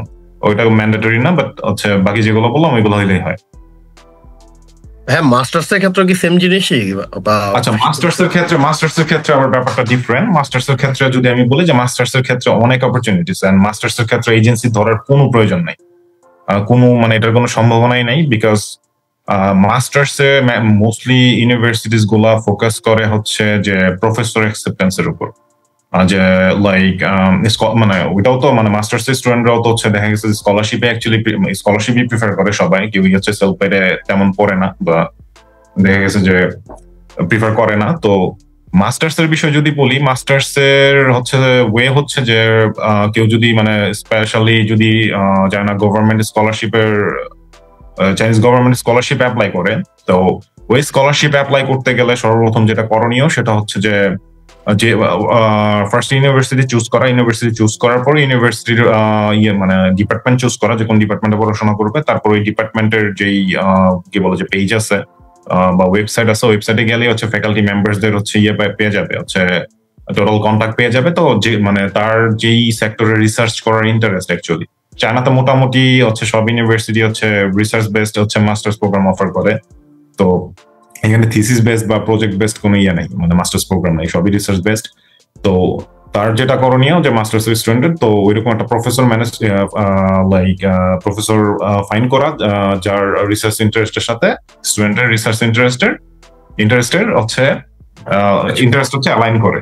তো সেই টিচারকে অবশ্যই মেল করবে, সেই টিচারের সাথে কন্ট্যাক্ট করবে। তো আসলে একটা মানে লাইক এটা কাইন্ড অফ লাইক হচ্ছে অন্যান্য কান্ট্রিতে ফান্ডিং ম্যানেজ করার মতো ওই ব্যাপার স্যাপারগুলো, ওইখানে যেভাবে হচ্ছে মেল করা লাগে, এখানেও সেম প্রসিডিউর, যে হচ্ছে ওই টিচারকে অ্যাপ্রোচ করতে হবে যে আমি আপনার আন্ডারে মাস্টার্স, আপনার সুপারভিশন আন্ডারে মাস্টার্স করতে চাই। তো এই হচ্ছে গিয়ে আমার কোয়ালিফিকেশন, এই যে আমার সিবি, এই যে আমার মার্কশিট। তো আপনি যদি হচ্ছে ইন্টারেস্টেড হন হচ্ছে please feel free to contact. আচ্ছা, মানে বেশিরভাগ সময় মানে একটা মিথ আছে, অথবা আমি এটা বলবো এটা একটুখানি ক্লিয়ার হওয়া দরকার, যে চায়নায় বিভিন্ন ইউনিভার্সিটির সার্টিফিকেট গুলো অবভিয়াসলি র্যাঙ্ক অনুযায়ী যে কতটুকু ভ্যালুয়েবল অথবা কতটুকু ভ্যালু ক্রিয়েট করে অন্যান্য কান্ট্রি গুলোর ক্ষেত্রে, অথবা এশিয়া হোক, ওয়েস্টার্ন কান্ট্রি হোক। তো ওই জায়গাটা একটুখানি যদি বলতেন। আচ্ছা, আমি কি মাস্টার্স এর ব্যাপারটা শেষ করে নিই, এটা একটু শেষ করে নিই। হ্যাঁ প্লিজ।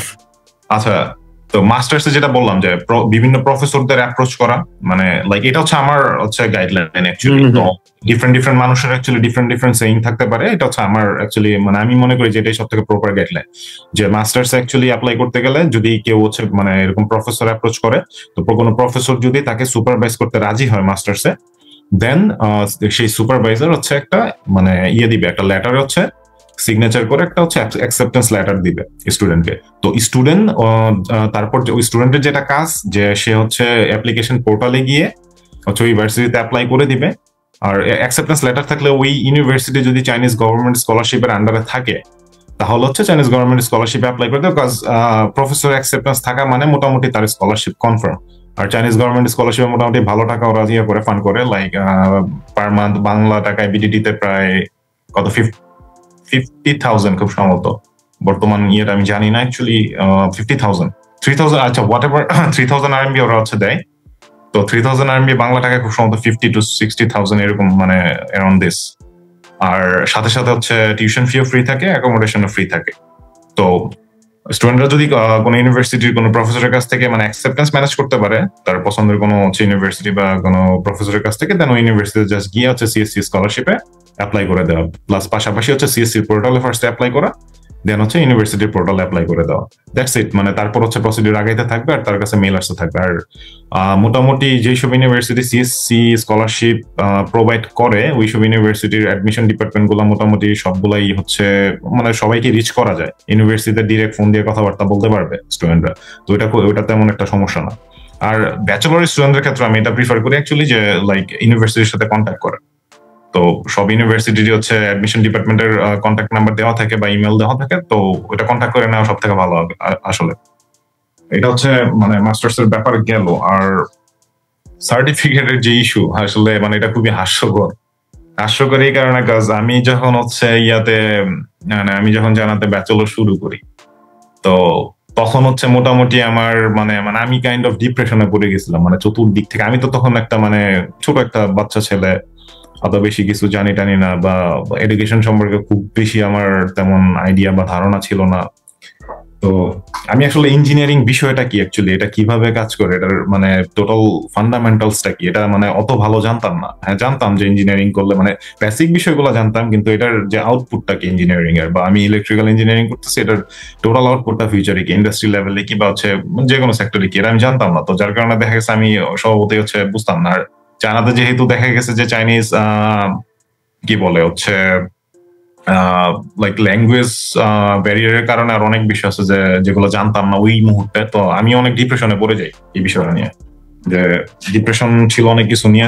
তো তারপর হচ্ছে আস্তে আস্তে জিনিসগুলো হচ্ছে রিভিল হওয়া শুরু করে, তো আস্তে আস্তে তারপর হচ্ছে জিনিসগুলো আমার ক্লিয়ার হয়। বিষয়টা হচ্ছে যে বাংলাদেশে হচ্ছে মানে অনেক মানুষজন আমাকে এই কথা বলছে, কিন্তু এটা অ্যাকচুয়ালি ট্রু না। বিষয়টা ট্রু না এই কারণে, কারণ মানে চাইনিজ ডিগ্রির ভ্যালু না এটা তো আমি দেখি না অ্যাকচুয়ালি। কারণ আমি যদি বলি আমার ইউনিভার্সিটির কথা যদি আমি বলি, বেজিং ইনস্টিটিউট অফ টেকনোলজির কথা, আমাদের ইউনিভার্সিটি থেকে পিএইচডি কমপ্লিট করে হিউজ এমন অনেক এক্সাম্পলস আছে যারা হচ্ছে ইউকে তে বিভিন্ন ইউনিভার্সিটিতে হচ্ছে লাইক টিচিং প্রফেশনে আছে, এখন আপাতত টিচিং প্রফেশনে আছে, হচ্ছে জব করতেছে, অনেকে আছে পোস্ট ডক করতেছে, আরো বিভিন্ন কান্ট্রিতে ইনাফ আছে হচ্ছে যারা পিএইচডি করতেছে, পোস্ট ডক করতেছে, দেন হচ্ছে টিচিং প্রফেশনে আছে। দেন যদি ইয়ের কথা বলি, আর নর্মালি একাডেমিক লাইন ছাড়া যদি হচ্ছে আমি যদি নন একাডেমিক লাইনের কথা বলি, এরকম হিউজ স্টুডেন্টস আছে আমি যাদের চিনি যারা বিভিন্ন কান্ট্রিতে জব করতেছে চাইনিজ ডিগ্রি নিয়ে, যে চাইনিজ ডিগ্রি হচ্ছে লাইক নেওয়ার পরে। আর আরেকটা ব্যাপার যেটা আমি শুনতাম সবসময় যে হচ্ছে বাংলাদেশ থেকে অনেকে বলতো যে বাংলাদেশে অ্যাকচুয়ালি চাইনিজ ডিগ্রির হচ্ছে নাকি ভ্যালু নাই বা সামথিং, তো বাংলাদেশে নাকি খুব একটা কাউন্ট করে না। তো আমার মোটামুটি কোভিড এর হচ্ছে পর আমার মোটামুটি হিউজ, কোভিডের পর না সরি কোভিডের আগে আমার হিউজ ফ্রেন্ডস যারা চায়না থেকে গ্রাজুয়েশন করছে তারা বাংলাদেশে অলরেডি শিফট করে ফেলছে, আর চায়নাতে আসে নাই, তারপরে কোভিডের পর আর আসে নাই। তো আমি তো কাউকে দেখতেছি না অ্যাকচুয়ালি যে যারা জবলেস আছে বা যারা জব পাচ্ছে না। এখন এই জায়গায় একটা বড় বিষয় হচ্ছে যে লাইক বাংলাদেশে তো মানে হিউজ চাইনিজ প্রজেক্টস আছে এন্ড হিউজ চাইনিজ কোম্পানিজ আছে। তো চাইনিজ কোম্পানিগুলো অ্যাকচুয়ালি হচ্ছে, এটা আমি জাস্ট আউটপুটটা বলছি, গ্রাজুয়েশনের পর আউটপুটটা কি হচ্ছে। তো এটা সবাই অলরেডি এখন জানে যে মোটামুটি হচ্ছে চায়নার মোটামুটি সব কান্ট্রিতে প্রজেক্টস আছে, মোটামুটি ওয়ার্ল্ডের মোটামুটি এমন কোন কান্ট্রি নেই যে কান্ট্রি তাদের প্রজেক্টস নাই, মোটামুটি সব কান্ট্রিতে প্রজেক্টস আছে। অনেক ভালো ইনভেস্টর চায়না কিন্তু। এক্স্যাক্টলি। তো এখন মূল বিষয়টা হচ্ছে যে লাইক সব থেকে মজার বিষয় যেটা, সেটা হচ্ছে আমি বাংলাদেশকে যদি এক্সাম্পল হিসেবে টানি, তো বাংলাদেশে আমার ফ্রেন্ডস যারা আছে তারা সবাই কিন্তু বিভিন্ন চাইনিজ প্রজেক্টসেই হচ্ছে কাজ করতেছে, ইভেন চাইনিজ কোম্পানিতে কাজ করতেছে। সেটা অনেকে হচ্ছে ইঞ্জিনিয়ার হিসেবে, সেটা হচ্ছে অনেকে ইন্টারপ্রেটার হিসেবে, সেটা বিভিন্ন লাইক সেক্টরে আছে। যেমন আমার একটা ফ্রেন্ড আছে, ও হচ্ছে আমাদের সাথেই হচ্ছে পড়াশোনা করতো ব্যাচেলরে হচ্ছে, তো সে হচ্ছে আমার পাশের সিটিতে চায়নাতে হচ্ছে জব করতো, তো ওর কোম্পানি থেকে বাংলাদেশে পাঠাই দিচ্ছে। তো বাংলাদেশে এখন হচ্ছে ইয়ে করতেছে লাইক ইন্টারন্যাশনাল মার্কেটিং সেলস এর জব করতেছে, মার্কেটিং এন্ড সেলস এর জব করতেছে। তো ওর পোস্টিং বাংলাদেশে কাজ করতেছে। তো অন্যান্য ফ্রেন্ডসদের কথা যদি বলি যারা বাংলাদেশি হচ্ছে ক্যারিয়ার স্টার্ট করছে চায়নার থেকে গ্রাজুয়েশনের পর, তো ওরা হচ্ছে লাস্ট আমি যখন দেশে গেছি, আমার একটা ফ্রেন্ড একটা ব্যাটারি কোম্পানিতে ছিল অ্যাজ এন ইঞ্জিনিয়ার হচ্ছে, আমার ওর পোস্টটা টোটালি মনে নাই, তো দেখলাম যে ভালো স্যালারি পাচ্ছে, ভালো লাইফস্টাইল, মানে সবকিছুই মানে ইনাফ, গুড ইনাফ। মানে আমি ল্যাকিংস দেখতেছি না লাইফে। আর আরেকটা মূল বিষয় যেটা, সেটা হচ্ছে যে চাইনিজ প্রজেক্ট গুলাতে যখন একটা স্টুডেন্ট গিয়ে হচ্ছে সিভি ড্রপ করবে, যখন চাইনিজরা দেখে যে সে গ্রাজুয়েশন করছে চাইনিজ কোন ইউনিভার্সিটি থেকে, তারা ওকে আগে প্রিফার করে। বাংলাদেশের ক্ষেত্রে এটা আমি দেখছি। অবশ্যই। আচ্ছা ভাই, আরেকটা জিনিস একটু জানাচ্ছো যে আন্ডার গ্রাজুয়েট অথবা মাস্টার্স এর ক্ষেত্রে যে একটু আগে বলা হয়েছিল যে ল্যাঙ্গুয়েজ ব্যারিয়ার, এইটা আসলে শুধু কি আন্ডার গ্রাজুয়েট অথবা ব্যাচেলার দিকে কোনোভাবে কি ইম্প্যাক্ট আছে কিনা? আরেকটা জিনিস হলো, যদি চায়নাতেই জব লাইফ চিন্তা করা হয় যে ওখানে জব রিয়েলিটিটা কিরকম, কারণ এখানে অবভিয়াসলি পপুলেশন অনেক বেশি, কিন্তু তো ওইখানে জব পাওয়া, জব সিকিউর করা, অথবা মানে ল্যাঙ্গুয়েজ ব্যারিয়ারটা প্রতিটা সেক্টরে কি কিরকম একটা ইম্প্যাক্ট? অফকোর্স, আপনি যেহেতু মানে লাইক কি বলে যে চায়না ইংলিশ স্পিকিং কান্ট্রি না, প্লাস ওরা অ্যাকচুয়ালি অন্যান্য কোনো ল্যাঙ্গুয়েজ বা অন্য কোনো কালচার, হ্যাঁ কালচারের উপর ইন্টারেস্টেড, কালচার সম্পর্কে জানতে চায়, শিখতে চায়, বাট মানে after their culture and language, মানে প্রায়োরিটিটা মানে সবসময় ওদের কালচারের প্রায়োরিটিটা ওদের কাছে আগে, ল্যাঙ্গুয়েজের প্রায়োরিটিটা ওদের কাছে আগে। তো ইংলিশ ল্যাঙ্গুয়েজটা আমাদের দেশে আমরা অ্যাকচুয়ালি যেভাবে দেখি যে একটা কাইন্ড অফ লাইক স্টেটাস সাইম্বল হিসেবে কাজ করে, তো চায়নাতে অ্যাকচুয়ালি ওইটা না, ওরা অতটা খুব বেশি একটা ইন্টারেস্টেড না। তো ওরা অ্যাকচুয়ালি এই যে এত ধরনের স্কলারশিপ অফার করতেছে, এত কিছু করতেছে, এই সব কিছুর পিছনে এই ফান্ডের রিজনটাই হচ্ছে অ্যাকচুয়ালি এই ল্যাঙ্গুয়েজ, এই কালচারটা স্প্রেড করা, বুঝতে পারছেন? তো লাইক ওরা দেখা গেছে যে ল্যাঙ্গুয়েজ ব্যারিয়ারটা থাকার রিজন হচ্ছে এটা যে চায়নার এই যে যেটা বললেন যে পপুলেশন অনেক হাই, তো মানে চায়নাতে কিন্তু আমাদের দেশে একটা মানুষ বাঁচে কত বছর টোটালি, এখন কত বছর, লাইক 70, 65 এরকমই। তো চায়নাতে কিন্তু অনেকগুলা জেনারেশন, ঠিক আছে? আমরা হয়তো বড় জোর আমাদের কি বলে যে আমরা আমাদের হচ্ছে দাদাকে পাই বা দাদার দাদাকে পাই না, কিন্তু চায়নাতে কিন্তু অনেকগুলা generation at the same time হচ্ছে ইয়ে করতেছে, লাইক কি বলে বেঁচে আছে, অ্যাভেলেবেল লাইক 120 বছরের, 115 বছরের, 130 বছরের মানুষজন রাস্তাঘাটে দেখতে পারবেন চায়নাতে, ঠিক আছে? তো এই যে এতগুলা জেনারেশন, এখন আগের মানুষগুলো তো হচ্ছে ইংলিশ পারে না, আগের লাইক যারা আছে তারা ইংলিশ পারে না, ইদানিং যারা ছোট আছে লাইক স্কুল কলেজে পড়তেছে ওরা মোটামুটি শিখতেছে, বা চাইনিজ গভর্নমেন্ট কম্পালসারি করে দিচ্ছে স্কুল কলেজে। তো চাইনিজ ল্যাঙ্গুয়েজটা অ্যাকচুয়ালি মানে এর জন্য একটা ব্যারিয়ার থেকে যায়, অ্যাকচুয়ালি ল্যাঙ্গুয়েজের একটা ব্যারিয়ার থেকে যায়। চায়নাতে অ্যাকচুয়ালি মানে চায়নার ব্যাপারে আমি যেটা দেখছি অ্যাকচুয়ালি, যখন একটা আমেরিকান চায়নাতে আসে বা একটা রাশিয়ান চায়নাতে আসে বা একটা অন্য কোনো লাইক কন্টিনেন্টের মানুষ চায়নাতে আসে, তো ওদের আমি একটা জিনিস খেয়াল করছি যে ওরা ফার্স্টে এসে মানে চায়নাতে যদি ওরা লং টাইম থাকার কথা চিন্তা করে, তো ওরা ফার্স্টে এসে ল্যাঙ্গুয়েজ শেখে, অন্য কোনো দিকে ফোকাস না, 1-2 বছর ল্যাঙ্গুয়েজ কোর্সে লাইক অ্যাডমিশন নিয়ে জাস্ট মানে ল্যাঙ্গুয়েজটা ওরা ফ্লুয়েন্ট করে আগে। এই অন্যান্য ল্যাঙ্গুয়েজের থেকে চাইনিজ ল্যাঙ্গুয়েজটা একটুখানি হার্ড, অথবা প্রোনাউন্সিয়েশনের ক্ষেত্রে হার্ড, বাট ইম্পসিবল এরকম না, হচ্ছে একটু হার্ড, কিন্তু হচ্ছে মানে চাইনিজদের সাথে মিশতে হবে, আসলে মিশলে আসলে এটা খুব বেশি একটা আসলে ডিফিকাল্ট কিছু না। আর ইয়ের বিষয় যেটা যে মানে চায়নার বিষয় আমি ওটা প্রিফার করি অ্যাকচুয়ালি, মানে এরকম না যে হচ্ছে লাইক চাইনিজ ল্যাঙ্গুয়েজ না পারলে এখানে ক্যারিয়ার নাই, বিষয়টা একদমই এরকম না, বাট যদি পারে তার জন্য পুরো চায়না তার জন্য।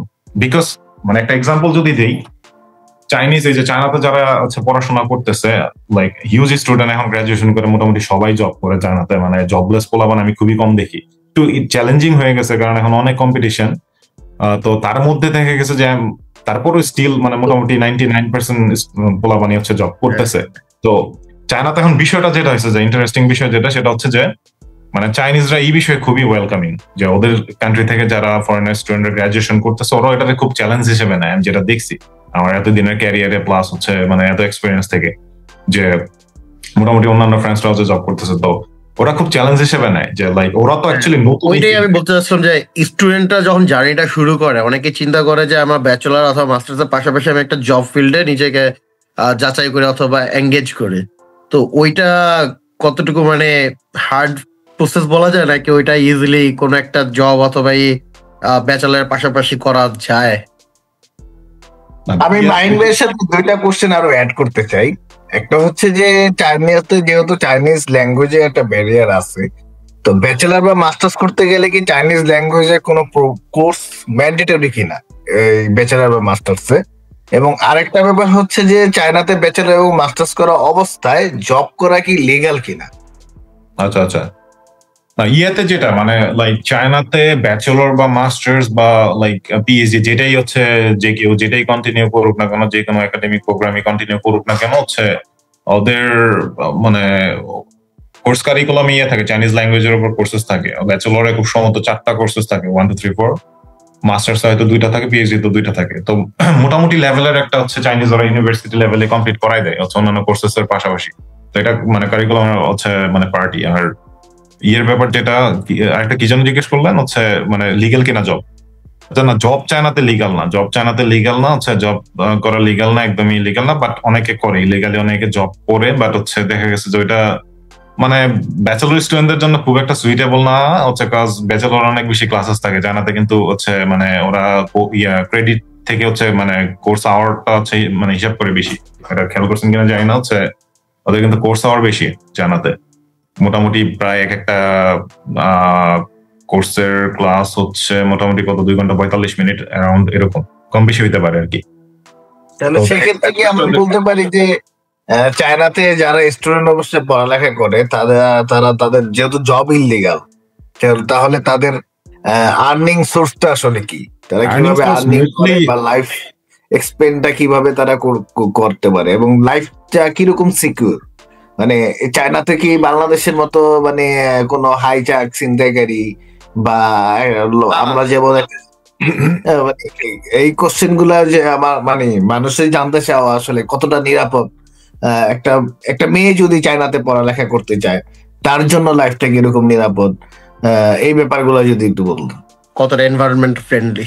না, চায়নার কথা মানে চায়নার মানে ব্যাপার যদি আমি বলি, মানে লাইক আই থিঙ্ক যে মানে এখন যদি মানে র্যাঙ্ক করেন, মানে সেফেস্ট কান্ট্রি র্যাঙ্ক করেন ওয়ার্ল্ডে, তাহলে চায়না ওয়ান অফ দ্যাম। কারণ হচ্ছে চায়নার সবকিছু এত বেশি কন্ট্রোলড, মানে এটা যারা চায়নাতে আসছে তারাই ফিল করতে পারবে। এটা চায়নার বাইরে থেকে হচ্ছে মানুষজন হয়তো মুখের কথা তারা ফিল করতে পারবে না। চায়নাতে কতটা সেফ এটা অ্যাকচুয়ালি মানে কারো যদি পরিচিত কোনো মেয়ে চায়নাতে পড়াশোনা করে থাকে, তো ওরা যদি জিজ্ঞেস করে তাদেরকে, তাহলে হচ্ছে আনসার পেয়ে যাবে। মানে চায়না টোটালি 24 আওয়ার্স সেফ। ঠিক আছে, মেয়েরা এনে দেখা গেছে নাইট শিফটে জব করতেছে, কোনো মানে কেউ, ইভেন চাইনিজরা অ্যাকচুয়ালি অনেক পোলাইট, মানে অনেস্টলি চাইনিজরা অনেক পোলাইট। মানে চাইনিজদের অ্যাকচুয়ালি মানে চাইনিজদের নিয়ে অ্যাকচুয়ালি মানে এই কি বলে যে আমেরিকানরা অনেক প্রোপাগান্ডা চালায়, তো যার কারণে মানুষের হচ্ছে সোশ্যাল মিডিয়ার থ্রুতে অনেক বাজে ধারণা জানার ব্যাপারে। বাট অ্যাকচুয়ালি চাইনিজরা অনেক পোলাইট, মানে ওরা খুবই ওয়েলকামিং, ওদের কালচার খুবই ভালো। কিন্তু এটা অ্যাকচুয়ালি মানে ওই সোশ্যাল মিডিয়ার বিভিন্ন প্রোপাগান্ডার কারণে অ্যাকচুয়ালি আমরা অনেক ভুল তথ্য জানার ব্যাপারে। আর চায়না খুবই সেফ। আর লাইফস্টাইলের কথা মানে স্টুডেন্টের লাইফস্টাইল লিডের ব্যাপারে যা বললেন আর কি, মানে ইনকাম বা আর্নিং সোর্সের ব্যাপারে, তো ওইটা হচ্ছে কি অ্যাকচুয়ালি মানে অনেকে ইলিগালি জব করে, ওইটা যদি আমি প্রিফার করি না, বাট ইলিগালি জব করে স্পেশালি ইন্টারন্যাশনাল সেলসে। অনেক ছোট ছোট কোম্পানি আছে চায়নাতে, মাঝারি সাইজের কোম্পানি আছে চায়নাতে। চায়না তো হিউজ কোম্পানি, ম্যানুফ্যাকচারিং কোম্পানি, তো ওরা দেখা গেছে যে ইন্টারন্যাশনাল স্টুডেন্টসদের অ্যাকচুয়ালি ইন্টারন্যাশনাল সেলসে ওরা অনেক প্রায়োরিটি দেয় বলতে, কজ ওদের এই ল্যাঙ্গুয়েজে কিছু প্রবলেম থাকে, বা ওরা অ্যাকচুয়ালি দেখা গেছে যে মানে ইংলিশ পারলেও অত একটা মানে কমফোর্ট না, পছন্দ করে না।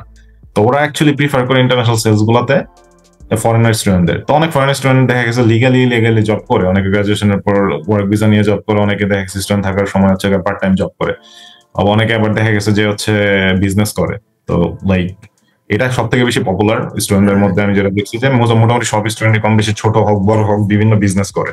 তো এটা মানে এটা অ্যাকচুয়ালি ডিপেন্ড করতেছে তার হচ্ছে মানে সে কতটা ক্যাপেবল তার উপর, মানে তার আর্নিং সোর্সটা করতেছে, মানে ভ্যারি করতেছে। কারণ হচ্ছে অনেক স্টুডেন্টদের আমি দেখছি যে অনেক কোটি কোটি টাকার বিজনেস করতেছে, স্টুডেন্ট লাইফে অনেক বড় বিজনেস গ্রো করে ফেলছে।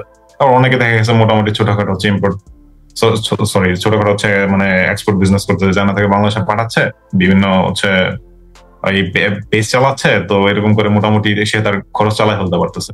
তো চায়নাতে অ্যাকচুয়ালি ইনকামের আরো অনেক ওয়ে আছে, ছোটখাটো বিভিন্ন ওয়ে আছে। যদি বেজিং এর দিকে,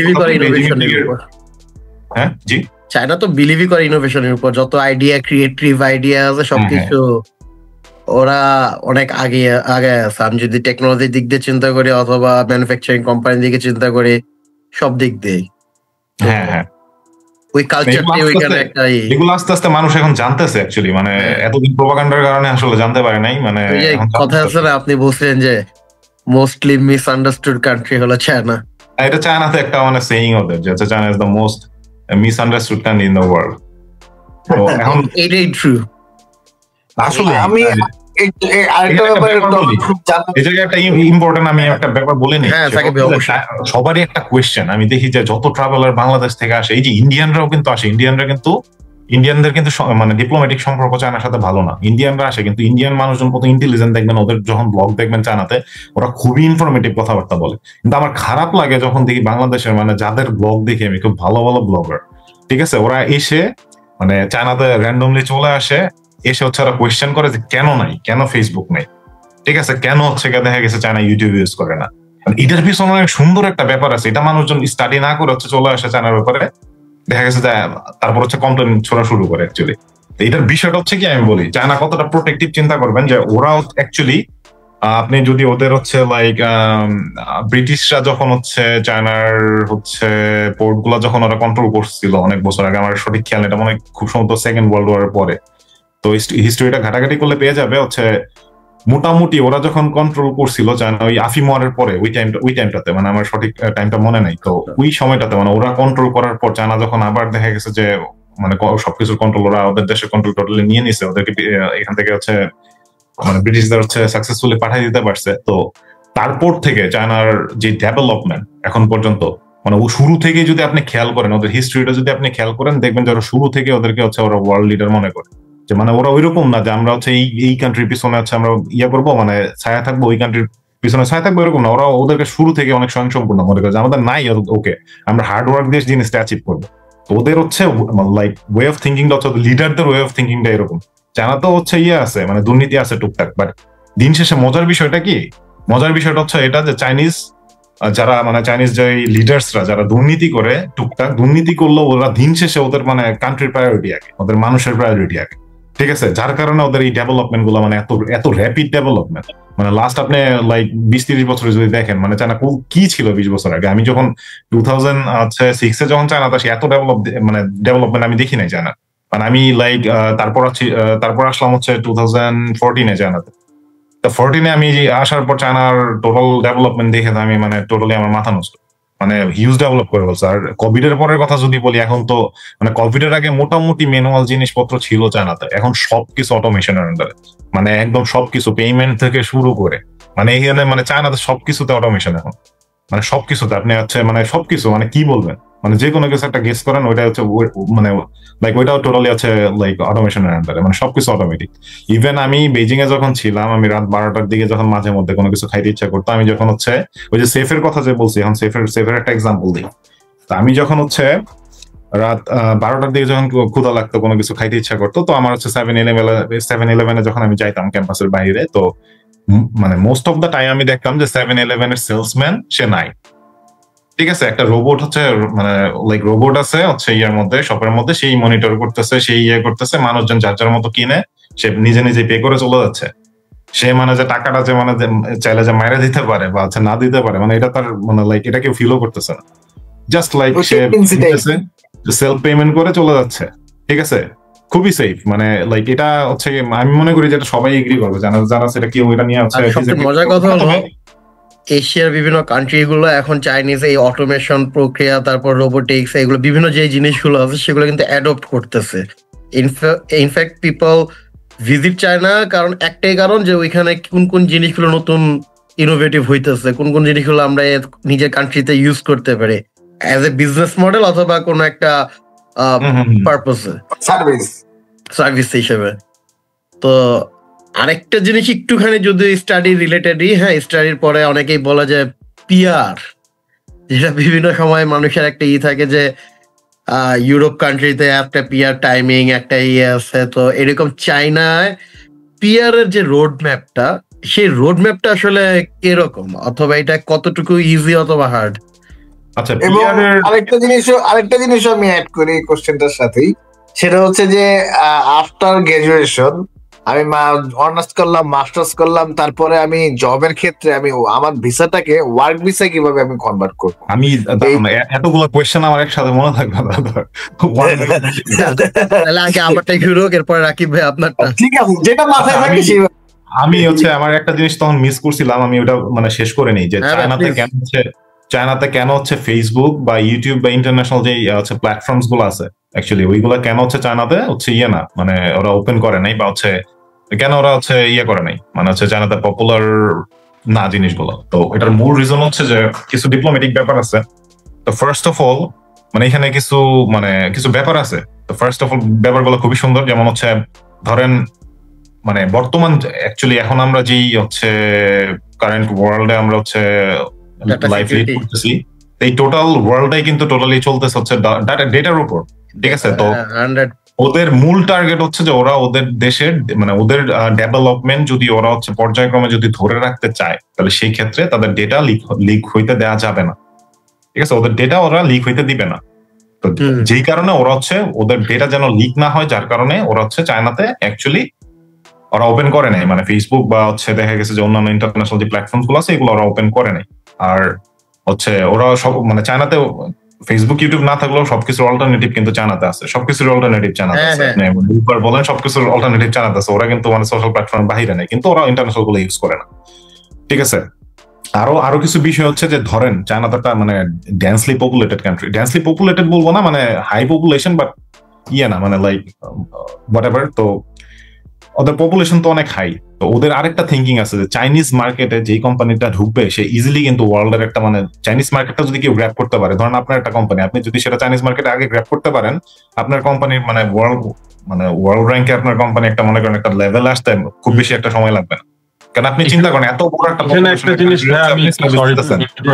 এখানে একটা জিনিস বলি, চায়নাতে যে জিনিসটা আমি রিসেন্টলি একটা আর্টিকেল পড়েছিলাম যে চায়না এমন একটা দেশে পরিণত হয়েছে যে যাদের প্রতিদিন একজন করে মিলিনিয়ার ডিক্লেয়ার করা হয়, পার ডে তাদের একটা করে মিলিনিয়ার হয় বা বিলিনিয়ার আসে।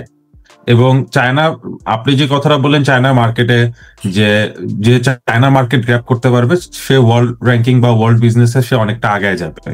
এখানে আরেকটা জিনিস হচ্ছে অটোমেশনের যে কথাটা আসছে এটার সাথে সম্পৃক্ত হয়, যে আমি হয়তো ভুলও হতে পারি, চায়না পুরো দুনিয়াটাকে অটোমেশনে নিয়ে আসতেছে, কিন্তু তাদের এখানে কিন্তু বেকারত্ব হচ্ছে না। তাদের এখানে লোক কিন্তু ফ্যাক্টরিতে কাজ করতেছে, সবই করতেছে, লোক দিয়েই সবকিছু প্রডিউস করাচ্ছে, বাট তারা সার্ভিসটা দিচ্ছে বাকি দুনিয়ার মানুষকে। নিজেদের ক্ষেত্রে তারা সবসময় এটা রাখছে যে সবাই কাজ করবে, কাজের স্কোপটা তারা নিজেদের মানুষের জন্য এবং বাইরের মানুষের জন্য রাখছে, যদি আমি ভুল না হয়ে থাকি। এবং চায়নার ক্ষেত্রে আপনি যেহেতু আমি ইন্টারাপ্ট করেছি, আমি আপনাকে কিছু জিনিস এখন বলতে চাই যে একটা নতুন মানুষ চায়নায় গেছে, তো যদি ডু আর ডোন্ট এর ক্ষেত্রে আসে কিছু র্যাপিড কোশ্চেনে আসবে আপনাকে, যদি আপনি প্রস্তুত থাকেন ডু আর ডোন্ট এর কিছু র্যাপিড কোশ্চেন আসবে। যে একটা ব্যাচেলার স্টুডেন্টের ক্ষেত্রে আপনি ডু কি হবে আর ডোন্ট কি হবে চায়নাতে এন্টার হওয়ার পরে? ডু হবে হচ্ছে যদি বলি যে যত তাড়াতাড়ি পারে হচ্ছে চাইনিজ ল্যাঙ্গুয়েজটা বা চাইনিজ মানে চায়নাতে আসার পর একটা অ্যাকচুয়ালি মানে কালচারাল শক কাজ করবে, ঠিক আছে? অনেক কিছুই দেখা গেছে যে যেটা মানে সে দেশে ইউজ টু সেগুলো এখানে মানে আসার পর পাবে না, একটা টোটালি ডিফারেন্ট হচ্ছে কালচারের কান্ট্রি। তো এটা যত তাড়াতাড়ি গ্র্যাব করা যায়, যদি তার চায়নাতে লং টার্মের কোনো প্ল্যান থাকে, তাহলে মানে কালচারটা অ্যাকচুয়ালি গ্র্যাব করা খুবই ইম্পর্টেন্ট, ঠিক আছে? এটা খুবই ইম্পর্টেন্ট। আর ডোন্ট হবে হচ্ছে যে মানে অনেকগুলা ব্যাপার আছে আসলে, শর্টলি যদি বলি কোনটা পিক করা যায়, মানে আমি বলবো যে হচ্ছে মানে আড্ডাবাজি বিরিয়ানি পার্টি এগুলো না দেওয়া ক্যাম্পাসে। এখন ভাই বাংলাদেশের একটা জিনিস কি, অনেকে বাংলাদেশের আপনি একটা কথা মাঝখানে বলেছিলেন যেটা আমি রাকিব ভাইয়ের সাথে আর মাহিম ভাইয়ের সাথে আপনি কথা বলার সময় বলছেন যে বাংলাদেশে অনেক স্টুডেন্ট ওইখানে গিয়ে অনেক কিছু মিস্টেকের মধ্যে থাকে, কথাটা এক্স্যাক্টলি বলতে পারতেছি না। তো আর মনে পড়েছে, ব্লগাররা অনেক ক্লিয়ার ইনফরমেশন দিতে পারে না যেটা ইন্ডিয়ানরা দেয়। তো বাংলাদেশি ব্লগাররা চায়না নিয়ে অনেক ক্লিয়ার ইনফরমেশন দেয় না, কিন্তু আমি রিসেন্টলি একটা ব্লগারে দেখছি সে বাংলাদেশে থেকে চায়নায় গেছে এবং সে বলতেছে যে এই দেখেন বাংলাদেশি পাসপোর্টের অবস্থা, অনেকে চায়নাকে একটা প্যাথওয়ে বানায় এবং অন্য দেশে চলে যায়, আর আমাদের এখানে এসে আমাদের তো মানজালা বলে। যেহেতু আমি কমেন্ট করছিলাম ওনার ইয়েতে, আমি বলতে পারছি কোন, আপনি হয়তো বুঝতে পারছেন, খুব ফেমাস হয়েছে ভিডিওটা। তো বাংলাদেশিদের চায়নার মানুষ কিন্তু মানজালা বলেছিল, মঞ্জেলা এরকম একটা ওয়ার্ডে। তো বাংলাদেশ থেকে কেউ যদি চায়নায় যায় তার একটু পুলিশে গিয়ে আগে জানাতে হয় যে আমি এই হোটেলে আছি। আমি আসছি, এরকম কোনো একটা জিনিস। সো ওই ব্যাপারটা কিন্তু ওই ভিডিওতে সে যে দেখাইছে জিনিসটা কিন্তু এতটা এক্স্যাক্টলি ক্লিয়ার করে নাই, বাট চায়না নিয়ে কিন্তু একটা নেগেটিভ ইম্প্যাক্ট ক্রিয়েট হয়েছে বাংলাদেশে। সো ওই জিনিসটা একটু প্রথমে এক্সপ্লেন করলে আমি বাকি কোশ্চেনের দিকে বুঝতে পারছি। ওইখানে আসলে অ্যাকচুয়ালি কিছু মানে মানে উনি তো আসলে মানে চায়নাতে বিজনেসের পারপাসে আমি যেটা শুনছি যে মোটামুটি 2014 থেকে মানে ওনার আসা যাওয়া আছে। তো উনি অ্যাকচুয়ালি মানে ওনাকে আমি মানে লাইক ওনাকে অনেক মানুষজন অনেক দেখছি ট্রল করছে, বাট মানে আমি ওইটা অ্যাপ্রোপ্রিয়েট মনে করি না। উনি হয়তো মানে যেটা বুঝাইতে চাইছে মানে প্রপারলি বুঝাইতে পারে না বিষয়টা, কিন্তু আমি বুঝতে পারছি উনি কি বুঝাইতে চাইছে। তো মানে বিষয়টা হচ্ছে কি যে মানে লাইক চায়নাতে একটা ব্যাপার আছে, আপনি যদি হচ্ছে মানে যে কোনো সিটিতে চায়নাতে যান, চাইনিজ গভর্নমেন্ট যেটা বললাম যে মানে চায়না এত সেফ কেন, ওরা সিকিউরিটি ইস্যুতে একদম মানে লাইক একদমই মানে কোনো কিছু টলারেট করবে না। তো লাইক আপনি চায়নাতে যদি থাকেন, আপনি কোথায় যাচ্ছেন, কি করতেছেন না করতেছেন আপনি বুঝতেছেন না, কিন্তু গভর্নমেন্ট অলওয়েজ আপনাকে মনিটর করতেছে, আপনার মনিটরিং এর আন্ডারে। ঠিক আছে, এখন আসুক হচ্ছে যে লাইক একটা যখন ট্রাভেলার চায়নাতে আসে, তো ওর যেটা করতে হয় যে ম্যান্ডেটরি হচ্ছে একটা কি বলা যায় লোকাল থানায় একটা হচ্ছে করতে হয়, মানে একটা লাইক কি বলা আছে টেম্পোরারি অ্যাকোমোডেশন রেজিস্ট্রেশন। এটা করতে হয়, এটা আমাদের সবারই করতে হয়। ইভেন আমি যে আমার বাসায় আছি, আমি মানে ফ্ল্যাট রেন্ট করে থাকতেছি এখানে, তো আমার এটার জন্য আমার হচ্ছে আমি বাসা ভাড়া নেওয়ার পরই হচ্ছে আমার টেম্পোরারি অ্যাকোমোডেশন রেজিস্ট্রেশন করতে হয়েছে। তো এটা খুব বেশি ডিফিকাল্ট কিছু না, এটা মানে আপনার পুরো ইনফরমেশনটাকে গভর্নমেন্ট সেকশনে দিয়ে রাখা যায়। গভর্নমেন্টের মনিটরের আন্ডারে আছেন আপনি, লাইক বিষয়টা হচ্ছে। এবং আমার কাছে কিন্তু মনে হয় এটা নট অনলি চায়না, এটা সব জায়গায়, এবং এটা কিন্তু অস্ট্রেলিয়াতেও ভাইয়া টুরিস্ট হিসেবে যে কোনো জায়গায় গেলেই কিন্তু এটা করতে হয়, এবং সার্বিয়াতেও ওয়ে ডিফারেন্ট হইতে পারে বাট জিনিসটা সেম। হ্যাঁ, এটা কিন্তু অ্যাকচুয়ালি ভাই শুধু ও নিজে বললো যে বাংলাদেশি পাসপোর্টের অবস্থা খারাপ। ঠিক আছে, আমি মনে করলাম বাংলাদেশের পাসপোর্টের ইন্ডেক্স লেভেল অনেক বাজে, ভালো থেকে খারাপের দিকে যাচ্ছে, ভালো দিকে আসতেছে না, আমি এটা ধরে নিলাম।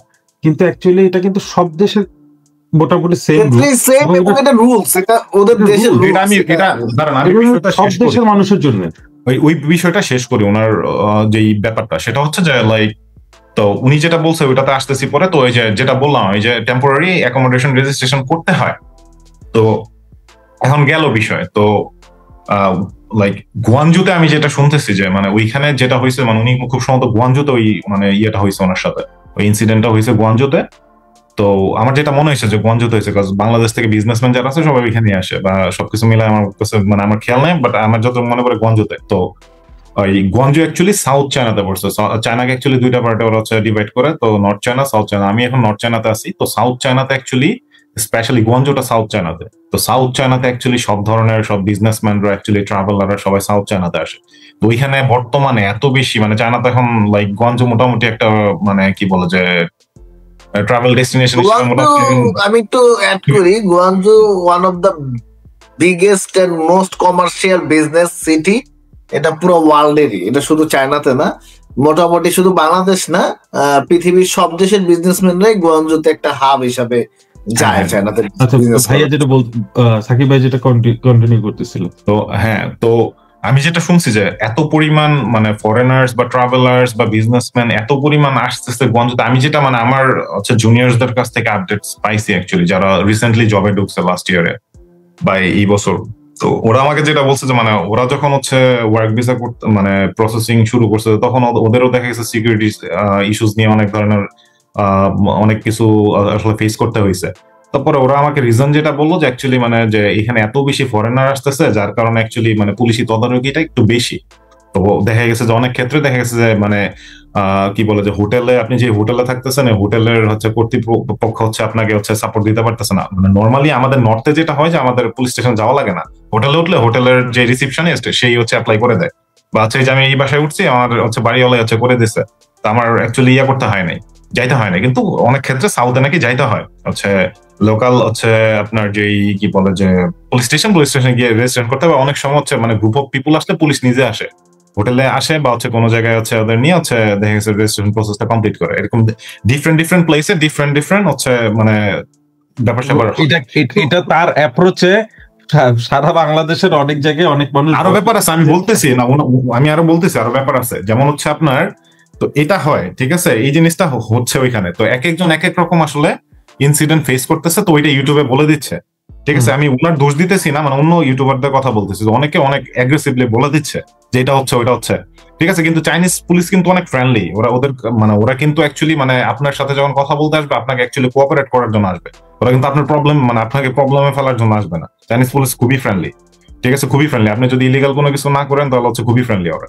তো এখন উনার ব্যাপারে আসি, উনি যেটা বলছে ওই ইস্যুটা অ্যাকচুয়ালি পুরোপুরি ফালাই দেওয়ার মতো না, ওই ব্যাপার মানে উনি যেভাবে প্রেজেন্ট করছে বিষয়টা এরকম না, বাট এটা সত্য যে মানে বাংলাদেশিদের ওইখানে মানে কিছু ব্যাপার কাজ করতেছে। ওই লাস্ট ইয়ারে যেটা হয়েছে যে আমি আর অনেক ফ্রেন্ডসদের কাছ থেকে যেটা শুনতে পারছি যে অনেকে হচ্ছে চায়নাতে এরকম ট্রাভেলার ঢুকে, তো হংকং তো চায়নারই একটা পার্ট, এটা জানেন হয়তো, হচ্ছে দেখা গেছে যে বাংলাদেশিদের জন্য হচ্ছে দেখা গেছে হংকং এ ঢুকতে গেলে আলাদা করে ভিসার অ্যাপ্লিকেশন করতে হয়, আলাদা করে ভিসা নিয়ে যাইতে হয়। তো অনেকে যেটা করে যে চায়নাতে আসার পর সামহাউ ইলিগেল, এটা কিভাবে আমি পুরোপুরি জিনিসটা উদ্ঘাটন করতে পারি না যেহেতু আমি সাউথে থাকি না, তো আমি যেটা আমার কাছ থেকে শুনতে পারছি যে অনেকে ইলিগালি হচ্ছে মানে ইয়েতে ঢুকে, হংকং এ ঢুকে সামহাউ, কারণ দেখা গেছে যে ইয়াতে গঞ্জ থেকে খুব বেশি একটা ডিস্টেন্স না হংকং এর, তো সামহাউ ঢুকে কিভাবে আসলে দালাল চক্র কিভাবে।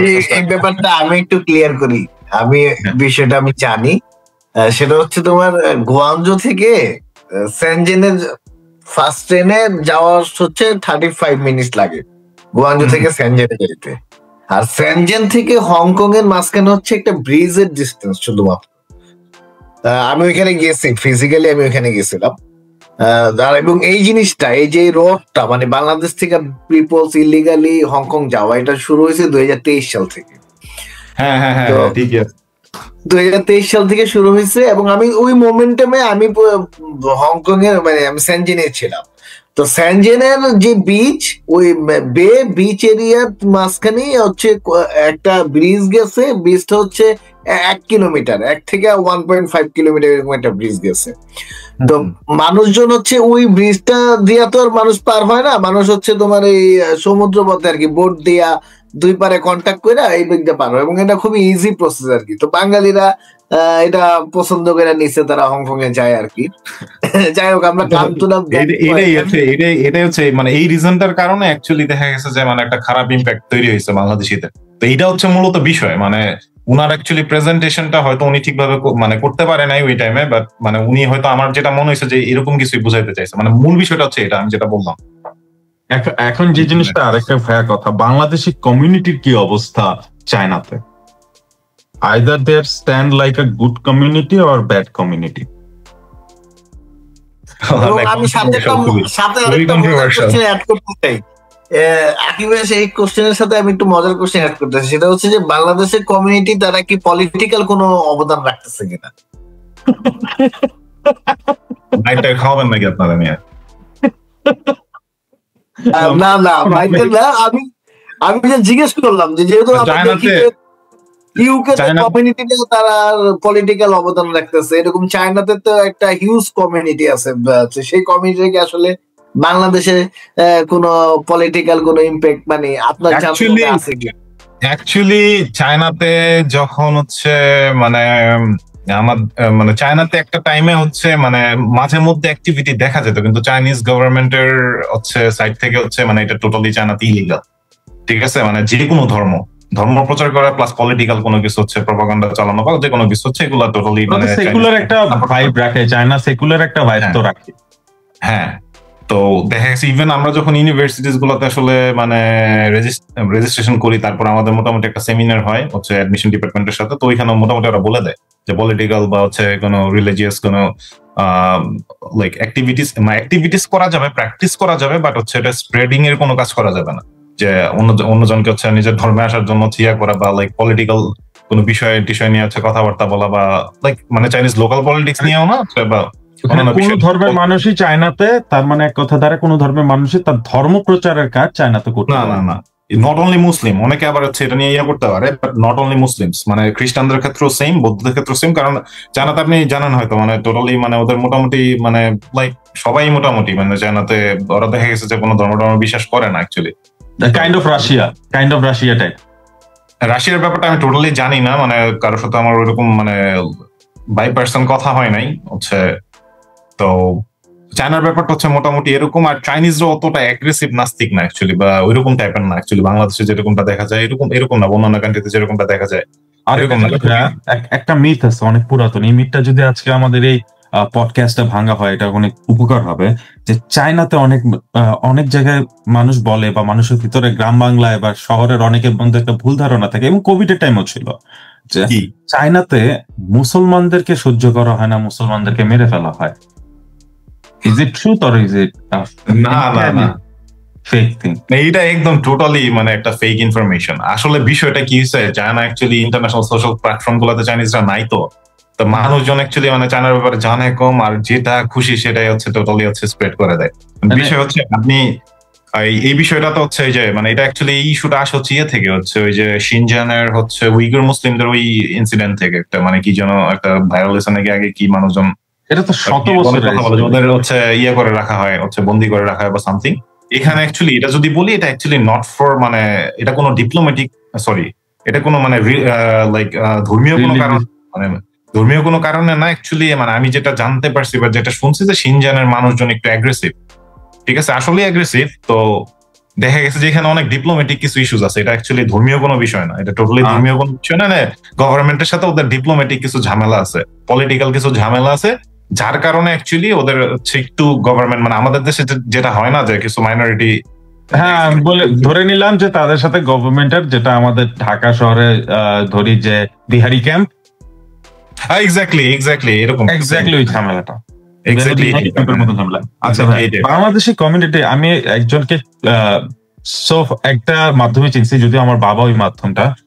তো জিনিসটা হচ্ছে কি, তার নাম জনি সাহেব। আমি তাকে দেখছি বাংলাদেশের কমিউনিটি নিয়ে খুবই অ্যাক্টিভ কমিউনিটি নিয়ে, কিন্তু পরবর্তীতে যখন আমি এটা নিয়ে একটু ইন ডেপথ গেলাম, কারণ আমাদের চায়না থেকে কিছু জিনিস নিয়ে আসে, আমার আব্বার বিজনেসের জন্য ইম্পোর্ট করা হয়, তো চায়না থেকে কিছু পার্টিকেলস লাগে, আমাদের মেশিনারিজ লাগে।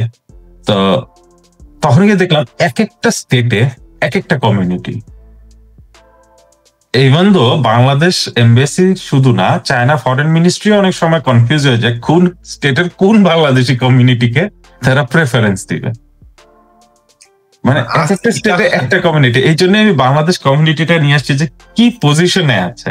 যেমন একটা দেশে ঢুকলে এন্টায়ার পুরা দেশের ভিতরে একটা কমিউনিটি থাকা উচিত। যেমন ইন্ডিয়ান কমিউনিটি যদি আমি বলি, পাকিস্তানি কমিউনিটি বলি, অস্ট্রেলিয়ার ক্ষেত্রে, ওয়েস্টার্নের ক্ষেত্রে, ওদের পুরো অস্ট্রেলিয়াতে একটা কমিউনিটি, এবং ওই কমিউনিটি প্রতিটা স্টেটকে ভিতরে সাব কমিউনিটি দিয়ে বা কমিটি দিয়ে ওটা কন্ট্রোল করতেছে, যাতে এমবিসির সাথে তাদের একটা সুন্দরভাবে লিয়াজু থাকে। But when it comes Bangladesh, প্রতিটা স্টেটে একটা করে কমিউনিটি। পারলে মনে করেন আমরা 10 জন আছি, আমরা 10 জন মিলে আরেকটা কমিউনিটি বানায় নিলাম, আগামীতে যেসব স্টুডেন্ট আসবে তারা সবাই আমাদের কমিউনিটিতে যাবে। এমন কোনো আসলে লাইক আমি বুঝতে পারছি এমন কোন ডেডিকেটেড কমিউনিটি খুব সম্ভবত আছে, আমি অ্যাকচুয়ালি কানেক্টেড না। মানে অনেস্টলি যদি আমি বলি, আমি হচ্ছে মানে লাইক আমার নর্মালি এম্বাসিতে ডিরেক্ট পরিচিত লোকজন আছে, তো নর্মালি মানে কমিউনিটি আছে অ্যাকচুয়ালি, বাট আমি মানে ডেডিকেটেড কোনো কমিউনিটির সাথে বা কারোর সাথে আমি আসলে কানেক্টেড নয় এভাবে।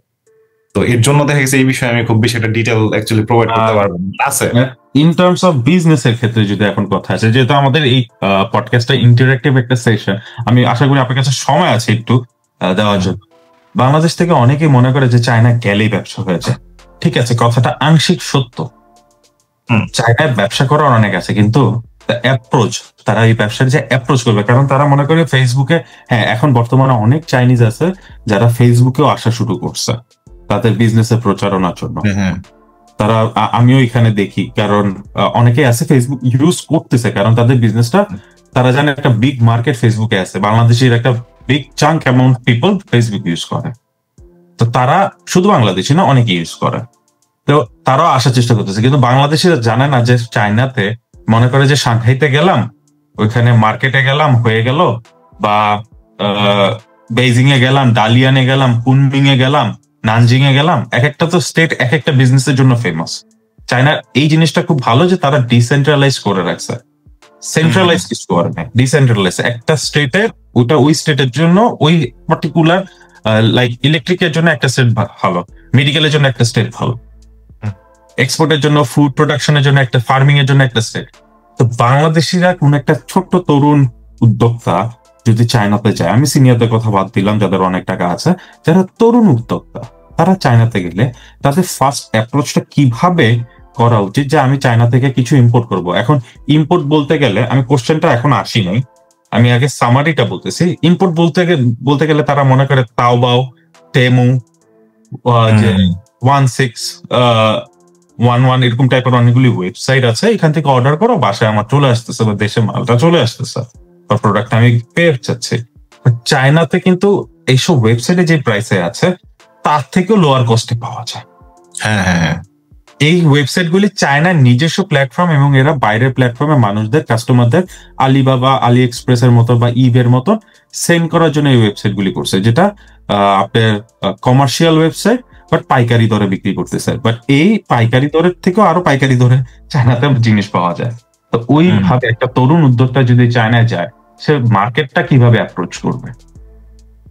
আচ্ছা, এটা যদি বলি, আমি যেটাকে আমি আসলে ওইভাবে বিজনেস অ্যাক্টিভ না, বাট আমার মানে আমি যতটুকু দেখছি আর কি, ফ্রেন্ডসদের বা অন্যান্য যাদের দেখছি, অ্যাকচুয়ালি মানে বাংলাদেশ থেকে অ্যাকচুয়ালি সবাই যখন প্রথমবার আসে অ্যাকচুয়ালি চায়নাতে, প্রথমবার আসার পরই আমি মানে ডিরেক্ট বিজনেসে মানে লাইক কি বলা যাচ্ছে ইনভলভ হইতে আমি সাজেস্ট করি না। কারণ হচ্ছে প্রথম যখন আসে মানুষজন অ্যাকচুয়ালি মানে বুঝতে পারে না যে অ্যাকচুয়ালি মানে কাদের সাথে অ্যাকচুয়ালি দেখা গেছে যে মানে কোন সাপ্লায়ারের কাছে যাওয়া উচিত বা কাদের সাথে স্টার্ট করা উচিত, এটা আসলে মানে রিকগনাইজ করতে পারে না। অনেকেই যে গুয়ানজুতে আসে, গুয়ানজুতে ম্যাক্সিমাম হচ্ছে আপনার যে সাপ্লায়ার গুলো, ওরা থার্ড পার্টি সাপ্লায়ার, তো অনেকে এটা ফার্স্টে বুঝে না, ঠিক আছে, অনেকবার ধরা টরা খাওয়ার পর গিয়ে বুঝে যে সে অ্যাকচুয়ালি কোনো না, মানে লাইক রিয়েল কোনো ম্যানুফ্যাকচারার না, সে সাপ্লায়ার, সে আরেক জায়গা থেকে হচ্ছে আরেক কোম্পানি থেকে বানায় না হচ্ছে প্রোভাইড করতেছে নাম টাম চেঞ্জ করে। অ্যাকচুয়ালি আমার সাজেশন এটাই যে রিয়েল হচ্ছে ফ্যাক্টরি খুঁজে বের করতে হবে, একদম ফ্যাক্টরিতে যাইতে হবে। তো ফ্যাক্টরি থেকে যদি কেউ ম্যানুফ্যাকচার করাইতে পারে, তাহলে দেখা গেছে যে মানে লাইক সে একদম মিনিমাম কস্টে পাবে এটা, তো মানে একদম মিনিমাম কস্টে হবে। কিন্তু ওই সাপ্লায়ার টাপ্লায়ার বা বিভিন্ন মানুষজনের কাছে গেলে তখন হচ্ছে কস্টটা বেড়ে যায়, আর ওইটা থেকে মনে হয় না খুব বেশি একটা বিজনেস করতে পারে কেউ। হাসান ভাই আরো ভালো বলতে পারবে। যেমন হাসান ভাই তো অনেক যাবত ধরে ওইটার সাথে জড়িত। চায়না যেমন একটা মানুষ কি করে, বাংলাদেশে মানুষ গেলে ভিপিএন নিয়ে যায়, চায়নাতে গিয়ে গুগল ম্যাপ করে। চায়নাতে গুগল ম্যাপ ঠিক মতন কাজ করে না, এটা প্রথম কথা, যেটা আমি নিজে ফেস করছি।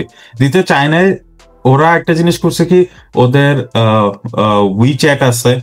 উইচ্যাট কিন্তু অনেক বাস্ট একটা প্ল্যাটফর্ম যেখানে চায়না ইউজ করে। এছাড়া চায়না নিজস্ব ম্যাপিং একটা অ্যাপ্লিকেশন আছে, সরি আমার মাথায় আসতেছে। হ্যাঁ, এই জিনিসগুলি একটা মানুষের মোবাইলে থাকলে ওটা ইংলিশে সে ট্রান্সলেট করে সে জিনিসগুলি খুঁজতে পারে বা ওই ডেস্টিনেশন পর্যন্ত যেতে পারে। যেমন এখন আসলে অ্যাপগুলা আপডেট হয়ে গেছে, তো এখন আসলে ইংলিশে ট্রান্সলেশন করাও লাগে না, অ্যাপের মধ্যে এই ম্যাপের ইন্টারন্যাশনাল একটা ভার্সন আছে, ওইটা এত বেশি আপডেটেড, ইদানিং অনেক ইউটিউবার হচ্ছে করতেছে, এটা নিয়ে হচ্ছে মানে রিভিউ করতেছে, মানে খুবই আপডেটেড, মানে গুগল বা অ্যাপল ম্যাপ এর ধারে কাছেও নাই। এক্স্যাক্টলি। আর যেটা হচ্ছে কি, আমি ডু আর ডোন্ট তো শেষ করে ফেললাম, কমিউনিটি কোশ্চেনও শেষ করলাম, স্টুডেন্টদের প্রসেসটাও শেষ করলাম। চায়নায় আপনার মতে আগামীতে স্টুডেন্টদের জন্য কি সম্ভাবনা নিয়ে আসতেছে? আমি ধরে নিলাম চায়না পিআর হয় না, অনেক ডিফিকাল্ট। এটা পিআর নিয়ে আছে, সরি পিআর নিয়ে ওটা তো শেষ করিনি আসলে। পিআর ভুলে গেছিলাম। পিআর এর বিষয় সেটা হচ্ছে যে আপনার যে পিআর এর প্রসিডিউরটা অ্যাকচুয়ালি ইজি না চায়নাতে। চায়না যেহেতু ইমিগ্রেন্ট কান্ট্রি না, তো দেখা গেছে চায়নাতে দেখা গেছে আপনার পিআর মানে এই পলিসিটা একটু কঠিন। তো সব থেকে মানে ইজিয়েস্ট ওয়ে হচ্ছে যে যদি চাইনিজ কেউ বিয়ে করে, তো এটা একটা ওয়ে। তো তারপরও কতদিন জানো, মানে টোটাল মনে হয় 10 years এর মতো হয়তো হচ্ছে তাদের দেখা গেছে একসাথে থাকা লাগবে। বিয়ের বিজনেসটা কিন্তু সব জায়গায় চলবে, ঠিক আছে। তারপর হচ্ছে ইনভেস্টমেন্টের একটা ব্যাপার আছে, ওইটাও খুব সম্ভবত 5 কোটি টাকার উপরে ইনভেস্ট করতে হবে। আর আরেকটা ওয়ে আছে যেটা এখন মানে বর্তমানে যেটা সব থেকে বেশি পপুলার হইতেছে, সেটা হচ্ছে যে মানে লাইক যারা হচ্ছে চায়নাতে টপ 500 ইউনিভার্সিটিস যেগুলো আছে, ওয়ার্ল্ডের টপ 500 ইউনিভার্সিটি, সেটা হইতে পারে আপনি ধরেন সাপোজ আপনি অস্ট্রেলিয়ার কোনো টপ 500 ইউনিভার্সিটি থেকে হচ্ছে পিএইচডি করছেন, বা যে কোনো সেটা বাংলাদেশের সাপোজ কোনো ইউনিভার্সিটি যদি থাকে যেটা ওয়ার্ল্ডের টপ 500 এর ভিতর, ওইখান থেকে পিএইচডি করে আসলে চায়নাতে 4টা সিটি, বেইজিং, সাংহাই, গুয়ানজু আর মনে হয় শেনজেন, নাকি আচ্ছা হোয়াট এভার, এই 4টা সিটি অথবা গুয়ানজু বাদ যাবে, আমার সঠিক খেয়াল পড়তেছে না, বেইজিং, সাংহাই, শেনজেন আর হয়তো গুয়ানজু, মানে এটা আমার সঠিক খেয়াল আসতেছে না। তো এই সিটিজ গুলোতে অ্যাকচুয়ালি যদি কেউ হচ্ছে মানে কোনো ওয়ার্ক ভিসায় ঢুকে আফটার পিএইচডি, টপ 500 ইউনিভার্সিটিজ থেকে যদি পিএইচডির পর যদি এই সিটিজ গুলোতে কেউ যদি হচ্ছে জবে ঢুকে ওয়ার্ক ভিসা সহ, তো সে হচ্ছে এর জন্য পিআর এর জন্য অ্যাপ্লাই করতে পারে এবং খুব স্মুথলি হচ্ছে অ্যাপ্রুভ হয়ে যায়। এটা মানে বর্তমানে অনেকে এটা নিচ্ছে, বাংলাদেশে অনেকে আমার পরিচিত অনেকে মানে অলরেডি পাইছে টোটালি। তো দেখা গেছে পিএইচডিটা important, cause China actually foreign ট্যালেন্টদের বেশি সুযোগ দিতে যাচ্ছে হচ্ছে রিসার্চ ফিল্ডে। ওদের হচ্ছে অ্যাকচুয়ালি ওয়ার্ল্ড ক্লাস রিসার্চের দরকার, কোলাবোরেশন দরকার রিসার্চে। তো এই সাইডের জন্য এরা ওপেন করছে অ্যাকচুয়ালি, এবং অনেক অপরচুনিটিও দিতেছে। ওখানে ইনভেস্টমেন্ট ওদের অনেক বেশি, কারণ একটা ভালো স্টুডেন্টকে ওরা স্টাইপেন্ড দিয়ে রাখতেছে যাতে তার কাজ করা বা এইসব চিন্তা ভাবনা যাতে মাথায় না আসে, কারণ তারা স্টুডেন্টদের চায়নাতে পাড়া দিলে কি পরিমাণে চিন্তা ভাবনা আসতে পারে সেটা তাদের জানা আছে। তো আমি ব্যাচেলর লেভেলে যেমন তেমন, বাট আমি প্রিফার করি যে কেউ চোখ বন্ধ করে বাংলাদেশ থেকে হচ্ছে মাস্টার্সে চায়নাতে আসতে পারে, কারণ হচ্ছে মাস্টার্সে খুবই ভালো পড়াশোনা হয়। অবশ্যই ভালো ইউনিভার্সিটি চুজ করে আসা উচিত, আর সিএসসি স্কলারশিপ একটু ট্রাই করলেই হয়ে যাবে। ওই যে যেটা বললাম যে প্রফেসর অ্যাকসেপ্টেন্স ম্যানেজ করার পর জাস্ট হচ্ছে সিএসসি পোর্টালে গিয়ে হচ্ছে সিএসসি স্কলারশিপের জন্য অ্যাপ্লাই করবে, দেন ইউনিভার্সিটি পোর্টালে গিয়ে সিএসসি স্কলারশিপের জন্য অ্যাপ্লাই করবে। এই প্রসিডিউর লেখা আছে সবকিছু, মানে ইউটিউবে একটু সার্চ করলে সবাই পাবে। এটা খুবই ইজি, জাস্ট প্রফেসর অ্যাকসেপ্টেন্সটা ম্যানেজ করা একটু জরুরি। আর প্রফেসর অ্যাকসেপ্টেন্স হয়তো অনেক সময় প্রফেসররা রিপ্লাই করে না, তো মানে অনেক বেশি বেশি প্রফেসরদের হচ্ছে মেল করতে হবে, আর পাশাপাশি পারলে ফোন দিতে হবে। তো ম্যানেজ হয়ে গেলে আর কোনো সমস্যা নেই, অ্যাডমিশন হয়ে যায় ইজিলি। তো আজকের আমরা যে জিনিসগুলি কভার করলাম, চায়নার সেফটি, সিকিউরিটি, ওইখানে লেখাপড়ার মান, সবকিছু আমরা কভার করছি। বাংলাদেশ কমিউনিটি, স্টুডেন্টদের কি করা উচিত কি করা উচিত না, ব্যবসায়ীদের কি করা উচিত কি করা উচিত না, বা চায়নায় ভিজিটে গেলে কি করা উচিত। তো আমি আপনাকে যে জিনিসটা কোশ্চেনটা করতে চাচ্ছিলাম যে আজকে আপনি চায়না যেখানে দেখছেন 10 বছর পরে বা 5 বছর পরে চায়না কি ধরনের সুযোগ সুবিধা নিয়ে আসবে, কারণ এই কোশ্চেনটা আমি লাস্ট করতেছি কারণ এটা দিয়ে আমরা এন্ড করব। আপনার একটা লম্বা সময় আমরা নিয়েছি। আমাদের ব্যাক এন্ড টিমে মাহিম ভাই আছে, রাকিব ভাই তো আমাদের সাথে আজকে হোস্ট, এছাড়া ফারহান সাফি আছে যারা আমাদের এই পুরো আয়োজনটা ঠিক মতো করার জন্য সাথে আছে। তো আমি আপনাকে জিজ্ঞেস করতে চাচ্ছি যে আজকে থেকে 2 বছর বা 10 বছর বা 5 বছর পরেই ধরলাম, চায়না কি কি সুযোগ আনতে পারে, এটা কত সম্ভাবনাময় একটা দেশ হবে, এবং কেন মানুষ চায়নাকে সিলেক্ট করবে? আচ্ছা, চায়নার যদি আফটার 10 ইয়ার্স এর কথাবার্তা যদি বলি, তাহলে হচ্ছে অ্যাকচুয়ালি মানে চায়নাতে আমি যেটা দেখছি, অ্যাকচুয়ালি কেউ যদি মানে চায়নাতে অ্যাকচুয়ালি তার ক্যারিয়ার ডেভেলপ করতে বা গ্রো করতে চায়, তো আমি যেটা দেখতেছি যে নেক্সট 10 ইয়ার্স এ হচ্ছে যারা মানে ডিজাইন পারে, অ্যাকচুয়ালি স্পেশালি পিসিবি ডিজাইন বা হচ্ছে চিপ ডিজাইন যারা করতে পারে, এদের একটা হিউজ ডিমান্ড আছে চায়নাতে। বিকজ চায়না যেটা মানে চায়নার এই যে লাইক ডিপসিক হচ্ছে ডেভেলপমেন্ট বা ডিপসিক আনার পিছনে ওদের যে অ্যাকচুয়ালি কি বলে যে ওদের যে অ্যাকচুয়ালি মূল প্ল্যানটা হচ্ছে যে মানে ফিউচারে এটা মানে মোটামুটি এখন সবাই ক্লিয়ার যে ফিউচারে অ্যাকচুয়ালি মানে টোটাল ওয়ার্ল্ড কন্ট্রোল করবে এআই। তো চায়নাতে এখন বর্তমানে হচ্ছে ওরা লাইক কি বলে যে ম্যানুফ্যাকচারিং এখন ওয়ার্ল্ডের টপ, বা যদি এটার যদি মানে ধারাবাহিকতা যদি ওরা বজায় রাখতে যায়, তাহলে ফিউচারে ওদের হচ্ছে এআই তো হচ্ছে মানে লাইক এআই সেলের ক্ষেত্রে হচ্ছে টপ থাকতে হবে। এখন চায়না তো পপুলার হচ্ছে মানে চিপ কস্টে একটা মানে মোটামুটি কোয়ালিটির একটা হচ্ছে প্রোডাক্ট ডেলিভারির ক্ষেত্রে, হ্যাঁ। তো ওদের হচ্ছে মূলত মানে ওদের এআই এত র্যাপিডলি ডেভেলপমেন্ট করার মানে লাইক হচ্ছে রিজনই হচ্ছে এটা যে ওরা সামনে হচ্ছে এআই ও খুব চিপে সেল দিবে। এটা মোটামুটি ক্লিয়ার পুরো ওয়ার্ল্ড এর কাছে যে ওদের টার্গেট হচ্ছে এখন যেমন মেশিন খুব চিপে সেল দেয়, সামনে এআই এর সার্ভিস গুলো খুবই চিপে সেল দিবে। আপনি যে একটা জিনিস বলে রাখতে চাই, অস্ট্রেলিয়াতে ম্যাক্সিমাম ইউনিভার্সিটিতে আপনি কিন্তু ইউনিভার্সিটির সার্ভারে বসে আপনি কখনোই ডিপসিকে ঢুকতে পারবেন না। যেমন তাসমানিয়া ইউনিভার্সিটি, আমি ইউনিভার্সিটির লাইব্রেরিতে বসে deepseek.com লিখলে এটা আসবে না, আমি মোবাইলে লিখলে ওটা আসতেছে, বাট ওখানে আসতেছে না, কারণ কি প্রতিটা ইউনিভার্সিটি এটাকে ব্লক করে রাখছে। এটার প্রতি কিছু এখানে আসলে কিছু ব্যাপার আছে আসলে, মানে এটা তো জানেনি ওদের অনেক মানে ওইসব কান্ট্রি গুলোর সাথে ডিপ্লোম্যাটিক অনেক ব্যাপার স্যাপার আছে। তো সম্ভাবনা যেটা আপনি বললেন চায়না অনেক এআই এর দিকে চায়নাতে অ্যাকচুয়ালি আমি একটু মানে অ্যাড করি, সেটা হচ্ছে যে চায়নাতে অ্যাকচুয়ালি যেটা করে যে অনেক স্টুডেন্টসরা আমি যেটা দেখি মানে এটা হচ্ছে মানে এই পার্টটা রাখার ট্রাই করেন হচ্ছে বিয়াতে। মানে মূল হচ্ছে যখন আপনারা আপলোড করবেন, তো সেটা হচ্ছে যে মানে পুরোটাই থাকবে, কারণ এই সেশনে কোনো কিছু মানে শর্ট করে যদি বলি, কারণ কথা বলতে গিয়ে তখন অনেক কিছু মিসিং হয়ে গেছে। তো মূল বিষয় যেটা বলি, যে আমার যেটা মানে লাইক কিছুদিন আগে হচ্ছে আমি অনেকের সাথে কথাবার্তা বলতেছিলাম, তো বাংলাদেশি স্টুডেন্টরা যারা মানে মানে ব্যাচেলরে যারা আসে স্পেশালি অনেক ছোট ছোট ছেলেবেলে, তা আমার হয়তো গাইডেন্স ছিল বা আমার আশেপাশের অনেকের হয়তো গাইডেন্স ছিল, বাট অনেকেরই গাইডেন্স থাকে না। তো অনেকে অ্যাকচুয়ালি বুঝে না যে কিভাবে ক্যারিয়ারটা শুরু করবে বা কি করবে। ঠিক আছে, তো মানে আমার হচ্ছে মানে সব স্টুডেন্টদের প্রতি যেটা সাজেশন সেটা হচ্ছে যে মানে যে মেজরে আসবে চায়নাতে, তো সেই মেজর ওয়াইজ দেখা গেছে যে মানে যেই জিনিসগুলো অ্যাকচুয়ালি যেই স্কিলস গুলা মার্কেটে প্রয়োজন, সেই স্কিলস গুলা ব্যাচেলরেই শেখা ফেলা, মানে শেখা ফেলা বলতে একদম একদম টোটালি মানে মাস্টার হয়ে যাও। যেমন তারা যদি হচ্ছে লাইক চায়নাতে একটা অ্যাপ আছে, মানে জব সার্চিং অ্যাপ, যেটা যে বস অ্যাপ, 58 জবস আছে। তো এইগুলাতে গেলে ওরা মোটামুটি হচ্ছে চায়নার সব ধরনের হচ্ছে জব পোস্ট দেখতে পারবে। তো ওই জব পোস্ট গুলাতে তার পছন্দের যে ইয়াগুলো অ্যাকচুয়ালি পজিশন গুলো, ওই পজিশন গুলোতে কি স্কিলস চাচ্ছে, এই স্কিলস গুলা ব্যাচেলরে ডেভেলপ করা। যেমন যদি বলি ইলেকট্রিক্যাল, আমি ছিলাম ইলেকট্রিক্যালের কথা যদি বলি, ইলেকট্রিক্যালের ক্ষেত্রে সব থেকে বেশি হচ্ছে মানে প্রিফারেবল হচ্ছে পজিশন হচ্ছে কি বলে হচ্ছে আপনার পিএলসি ডিজাইন, তারপর হচ্ছে সিঙ্গেল লাইন ডায়াগ্রাম ডিজাইন। তো মোটমাট হচ্ছে দেখা গেছে যে মানে অটোক্যাডের কাজ জানা, তো অটোক্যাডের কাজ জানলে জানাতে হিউজ জব আছে। ঠিক আছে, মেকানিক্যালের ক্ষেত্রে সেম, যারা হচ্ছে দেখা গেছে মেশিন ডিজাইন পারে বা হচ্ছে সলিড ওয়ার্কস পারে, 3D ডিজাইন পারে, ওদেরও হিউজ জব আছে। তো স্টুডেন্টসরা অ্যাকচুয়ালি জানে না যে কোত্থেকে শুরু করবে। এই যে সাপোজ ইলেকট্রিক্যাল স্টুডেন্ট বা মেকানিক্যাল স্টুডেন্ট বা কম্পিউটার স্টুডেন্ট যদি সফটওয়্যার ডেভেলপমেন্ট শেখে, কারণ কম্পিউটার স্টুডেন্টদের খুব বেশি একটা অপশন চায়নাতে নাই, কারণ চায়না এত দ্রুত ডেভেলপ করতেছে এই সেক্টরে, মানে যারা অ্যাকচুয়ালি কম্পিউটারে পড়াশোনা করতেছে চায়নাতে, ওদের জন্য খুব চ্যালেঞ্জিং হয়ে যেতেছে বর্তমানে জব পাওয়া।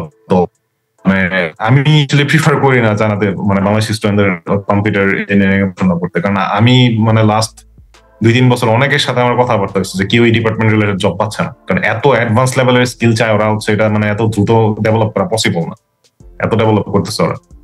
তো আর বাকি ডিপার্টমেন্ট এরকম মানে ডিপার্টমেন্ট ওয়াইজ হচ্ছে যেটা বললাম যে হচ্ছে জব পোস্ট গুলা খেয়াল করে করে হচ্ছে ওই অনুযায়ী স্কিলস গুলা ডেভেলপ করা। তারপর সাথে সাথে ইংলিশ অনেকেরই দেখা গেছে যে বাংলাদেশ থেকে আসার কারণে ইংলিশটা অনেকেরই সমস্যা থাকে অনেক। তো ইংলিশ যতটুকু পারে, যেহেতু চায়নাতে আইএলটিএস ম্যান্ডেটরি না, নিজের হচ্ছে মানে কি বলে ইচ্ছায় নিজের আগ্রহে হচ্ছে জিনিসটা ডেভেলপ যতটুকু করতে পারে, কারণ চায়নাতে হচ্ছে ইংলিশ ওইভাবে না চললেও ওরা মোটামুটি মনে মনে ধরে রাখে, মানে যখন জব দিবে একজনকে ধরে রাখে যে সে যেহেতু ফরেনার সে ইংলিশে অনেক ফ্লুয়েন্ট হবে, যেহেতু ওরা চাইনিজরা ইংলিশ ওরকম ভাবে পারে না। তো ইংলিশটা ম্যান্ডেটরি, ওরা হয়তো বলতে পারে না, কিন্তু একটা মানে ফরেনারের চাইনিজ ইংলিশ স্পিকিং অ্যাবিলিটি কিরকম ওরা কিন্তু শুনলে বুঝতে পারে। তো এটা খুবই ইম্পর্টেন্ট হচ্ছে যে মানে অনেকে হচ্ছে চাইনিজ ফোকাস করতে গিয়ে ইংলিশের কথাটা বলে না, ইংলিশ ভালো করাটা খুবই ইম্পর্টেন্ট চায়নাতে, মানে এটা ম্যান্ডেটরি। এটা হচ্ছে ওই যে মানে আপনি যখন জবে ঢুকবেন, আপনি সিভিতে থাকুক না থাকুক, আপনার যেমন হচ্ছে ওয়ার্ড এক্সেল এর কাজ জানা লাগবে, তো এটা হচ্ছে সেম। আপনার এটা সিভিতে আপনি দেন না দেন হচ্ছে লাইক এটা তো আপনার ইংলিশ আপনার ভালো হইতে হবে। আর পাশাপাশি চাইনিজটা মানে শুরু করে দিলে শুরু থেকে যদি ডেইলি নেসেসারিজ এর যেই হচ্ছে ব্যাপার স্যাপারগুলো সেগুলো যদি শিখে ফেলে বাস ইনাফ, আই থিঙ্ক হচ্ছে অ্যাভেলেবল জব আছে। আর মুটমাট হচ্ছে মানে অলওয়েজ অনেক মানে হার্ড ওয়ার্কিং হইতে হবে চায়নাতে, কারণ চায়না ওই যে যেটা বললেন যে এত বেশি টেকনোলজিক্যালি অ্যাডভান্স হইতেছে এরা, তো এদের ইন্ডাস্ট্রি লেভেলে কিন্তু হচ্ছে মানে চাইনিজ ইঞ্জিনিয়ারদের সাথে হচ্ছে মানে লাইক কম্পিট করে হচ্ছে নিজের পজিশন ধরে রাখা কিন্তু অনেক ডিফিকাল্ট। মানে প্রচুর হার্ড ওয়ার্কিং হইতে হবে, প্রচুর পজিটিভ মাইন্ডের হইতে হবে, এবং মানে লাইক হচ্ছে চায়নাতে একটা ব্যাপার আছে মানে ওয়ার্কিং ফিল্ড মানে ওয়ার্ক ফিল্ডে দেখা গেছে যে কেউ কোনো হচ্ছে ইগো রাখে না। ঠিক আছে, ওরা কাজ করে যুদ্ধের মতো, একদম মানে যুদ্ধের মতো বলতে একদম যুদ্ধের মতো। মানে আপনি একটা জিনিস চিন্তা করেন, সিম্পলি একটা কান্ট্রি পুরো ওয়ার্ল্ড এর এত এত ম্যানুফ্যাকচারিং করতেছে, মানে বুঝতে পারতেছেন মানে ওদের ওয়ার্কারদের উপর কি লোডটা যাইতেছে। মানে আমরা তো দেখতেছি খালি বানায় দিয়ে দিচ্ছে তাড়াতাড়ি, এটা কিলো। এই যে আমি আজকে আচ্ছা একটা রাশিয়ান প্রজেক্ট কমপ্লিট করলাম, এটা রাশিয়াতে চলে যাবে কিছুদিনের ভিতর, আজকে জাস্ট ডেলিভারি করলাম আর কি, হচ্ছে ওদের পিক আপ ম্যান এসে হচ্ছে নিয়ে গেল। তো মানে লাস্ট 3 মাস আমার মানে খুবই বেড়ে গেছে এটা নিয়ে। তো এই যে টোটাল বিষয়টা মানে আমি তো দেখি যে মানে আমাদের তো প্রজেক্ট শুধু রাশিয়া থেকে না, মানে বিভিন্ন কান্ট্রি থেকে, অস্ট্রেলিয়া থেকে আসতেছে, সাউথ আফ্রিকা থেকে আসতেছে, জিম্বাবু থেকে আসতেছে। অস্ট্রেলিয়া তো তার হাফ জিনিসই চায়না থেকে ইম্পোর্ট করে, অস্ট্রেলিয়া তো এত পরিমাণ লোড, মানে সবগুলা কাস্টমারই চায়, মানে আমি প্রেসারে থাকি কোনটা নিয়ে, যে প্রত্যেকটা কাস্টমারই চায় যে অন টাইমে মানে আমাদেরটা আগে দাও, আমাদেরটা আগে দাও। এখন ওরাও তো মানুষ, মানে সবাই মানে ওরাও তো মানুষ, ওদের দেখে গেছে মানে এত ননস্টপ কাজ করা লাগে যে ওরাও মানে লাইক টোটালি মানে কি বলবো যাচ্ছে টোটালি ফেড আপ ওরা ওদের লাইফ নিয়ে। যে মানে এত পরিমাণ হার্ডওয়ার্ক করা লাগে চায়নাতে। আর দেখা যাচ্ছে যেটা বললাম যে চায়নাতে সবাই ফাস্ট ডেলিভারি চায়, খুব কম দামের মধ্যে, ওয়ার্ক লাইফ ব্যালেন্সটা এখানে খুবই কম। কিন্তু চায়নার যারা চায়নাতে কাজ করে ওয়ার্কাররা, এরা কিন্তু একটা হেলদি লাইফ, মানে প্রেশার থাকে বাট এরা ইনকামও ভালো থাকে। এটা আসলে সব ক্ষেত্রে সত্য না অ্যাকচুয়ালি। চায়নাতে দেখা গেছে যে মানে সব ধরনের এক্সপিরিয়েন্সেস হচ্ছে, ভালো স্যালারি এক্সপিরিয়েন্স হচ্ছে, খারাপ স্যালারি এক্সপিরিয়েন্স হচ্ছে। এটা আসলে সিটি ওয়াইজ ডিপেন্ড করতেছে, তারপর স্টেট ওয়াইজ ডিপেন্ড করতেছে, যে কে কোন অ্যাকচুয়ালি অনেক কিছুর উপর ডিপেন্ড করতেছে। সবাই যে মানে বাংলাদেশের সাথে হিসাব করলে অনেক ভালো, মানে আমি জাস্ট কম্পেয়ার টু মানে অন্যান্য কান্ট্রির সাথে কম্পেয়ার করলে বলতেছি আর কি। আপনি যে এত বছর ধরে চায়না আছেন, চায়নাতে একটা স্টুডেন্ট গেলে সে ড্রাইভিং লাইসেন্স কিভাবে অ্যাভেল করবে, মানে অ্যাভেল করা যায় নাকি? করা যায় হচ্ছে, চায়নাতে হচ্ছে ওই চাইনিজদের সেম স্ট্যান্ডার্ডে হচ্ছে ড্রাইভিং লাইসেন্সের জন্য এক্সাম দিতে হয়। যদি আমি পারি নাই, আমি 3 মাস পড়াশোনা করে পারি নাই, খুবই ডিফিকাল্ট এক্সামটা, খুবই ডিফিকাল্ট। আমার কাছে খুবই ডিফিকাল্ট লাগছে 3 মাস পড়াশোনা করে যে কোনো কিছুতে পাস করে বলা পসিবল। ড্রাইভিং এর এই এমসিকিউ এক্সাম আমি পাস করতে পারি নাই। তো এটা একটু ডিফিকাল্ট, কারণ হচ্ছে ওদের ওই মানে যেটা হয় যে হচ্ছে কোয়েশ্চেন গুলো অনেক ট্রিকি। চাইনিজ বেসড যেই হচ্ছে মানে ওদের মডিউলটা, এটা খুবই ট্রিকি। মানে ট্রিকি কেন করছে আমি জানি না, মানে ওরা, আমি যেটা বুঝতে পারছি পরবর্তীতে, যে ওরা চায় যে হচ্ছে একটা ড্রাইভারের টোটালি মানে ড্রাইভিং হচ্ছে ল্যাঙ্গুয়েজে বা ড্রাইভিং ফিল্ডের একদম এডুকেটেড হয়ে হচ্ছে সে হচ্ছে মানে রোডে গাড়ি চালাইতে আসবে, ঠিক আছে? কারণ চাইনিজ হচ্ছে মানে কি বলে যে রোড ডিসিপ্লিন অনেক স্ট্রিক্ট, অনেক স্ট্রিক্ট। আপনি ধরেন এক সাইডে 5টা লেন, আরেক সাইডে 5 লেন, 10 লেনের 20-15 স্ট্রিক্ট। মানে আপনি যদি ধরেন আপনার মিস্টেক হয় নাই, আপনার হচ্ছে গাড়ির সাথে বাড়ি খেয়ে হচ্ছে পড়ে গেল কোন একটা সাইকেল বা কোন একটা মানে বাইকওয়ালা পড়ে গেল, দোষ তারপর হচ্ছে আপনার হচ্ছে এক্সপেন্সেস নিতে হবে। রিজন এটা যে সবাই যেন, প্রত্যেকটা ড্রাইভার যেন একদম মানে অনেক বেশি সিরিয়াস হয়ে হচ্ছে গাড়ি চালায়, ঠিক আছে? আর অনেক মানে ওদের রুলস অনেক হার্ড। আর সব থেকে ইজিয়েস্ট হয়ে যেটা, সেটা হচ্ছে যে মানে আমি যেটা হচ্ছে এখন প্রিফার করতেছি, যে আমি যে বাংলাদেশে যাচ্ছি ফেব্রুয়ারিতে, যাওয়ার পর বাংলাদেশ থেকে আমি ড্রাইভিং লাইসেন্স করবো, তো করার পর ওইটা চায়নাতে নিয়ে আসা, তারপর হচ্ছে চাইনিজ টেম্পোরারি ড্রাইভিং লাইসেন্সের জন্য অ্যাপ্লাই করবো। ওইটা হচ্ছে আমার ভিসা যতদিন থাকবে অতদিনের জন্য আমার ড্রাইভিং লাইসেন্স দিব, ওইটার জন্য আমার কোনো এক্সাম দিতে হবে না। তো ওইটা হচ্ছে আমি ইজিলি পাওয়া যাবো। তো ওইটা আমি প্রিফার করতেছি এবং অনেকে ওইটাই করতেছে। বাট স্টিল যাদের চাইনিজ অনেক ভালো, মানে এক্সট্রিমলি ভালো, যারা হচ্ছে অনেক বেশি ফোকাস দিতে পারে, ওরা আমার পরিচিত অনেকে দেখছি যে হচ্ছে চাইনিজ বেসড এক্সাম দিয়েই, মানে চাইনিজ মডেল এক্সাম দিয়ে হচ্ছে ওরা চাইনিজ মানে চাইনিজদের মতোই সেম ওয়েতে ওরা হচ্ছে ড্রাইভিং লাইসেন্স নিছে। এটা যে অসম্ভব না, অনেকে নিছে, কিন্তু আমি পারিনি। আরেকটা জিনিস, রেসিজম কি চায়নাতে আছে নাকি? রেসিজম, রেসিজমের কথা যদি বলি, রেসিজম অ্যাকচুয়ালি মানে যদি বলি মেজরিটি নাই, মানে 99% ক্ষেত্রেই নাই। বাট ওরা একটু হোয়াইটদের পছন্দ করে বেশি, মানে খুব মানে আছে না চাইনিজ, মানে চাইনিজ একটু হোয়াইটদের পছন্দ করে, এরকম একটা ব্যাপার। বাট ব্রাউনদের বা ব্ল্যাকদের যে হেট করে তা না, ওদের একটা জিনিস খুবই ভালো, যে ওরা সব মানে প্রত্যেকটা দেশের প্রতি মানে ফরেনারদের প্রতি ওরা খুবই রেসপেক্ট করে, অন্য কালচারকে রেসপেক্ট করে, অন্য ধর্মকে রেসপেক্ট করে ওরা। ইভেন আমি যে আমার কলিগরা তো সবাই তো দেখা গেছে যে ধর্ম বিশ্বাস করে না, আমি ওদের সাথে কোনো পার্টিতে গেলে ওরা কোনো পরক্টর অর্ডার করে না কখনো। তো খুবই রেসপেক্ট করে, এই দিক থেকে ওরা হচ্ছে অনেক ভালো। আর কি জানি রেসিজমের ব্যাপার বলতে, চায়নাতে একটা যেমন আছে, সিটি আছে আপনার হচ্ছে সুজো, ওটা জিয়াংসু প্রভিন্সে। তো ওই সুজোর মানুষ হচ্ছে মোটামুটি চায়নাতে রেসিস্ট হিসেবে হচ্ছে, মানে চাইনিজরাও বলে আর কি, মোটামুটি ওরা পরিচিত। তো আসলে রেসিস্ট, আমরা ওইদিকে থেকে আসছি, আমার আব্বা ওইখানে জব করছে 2 বছর।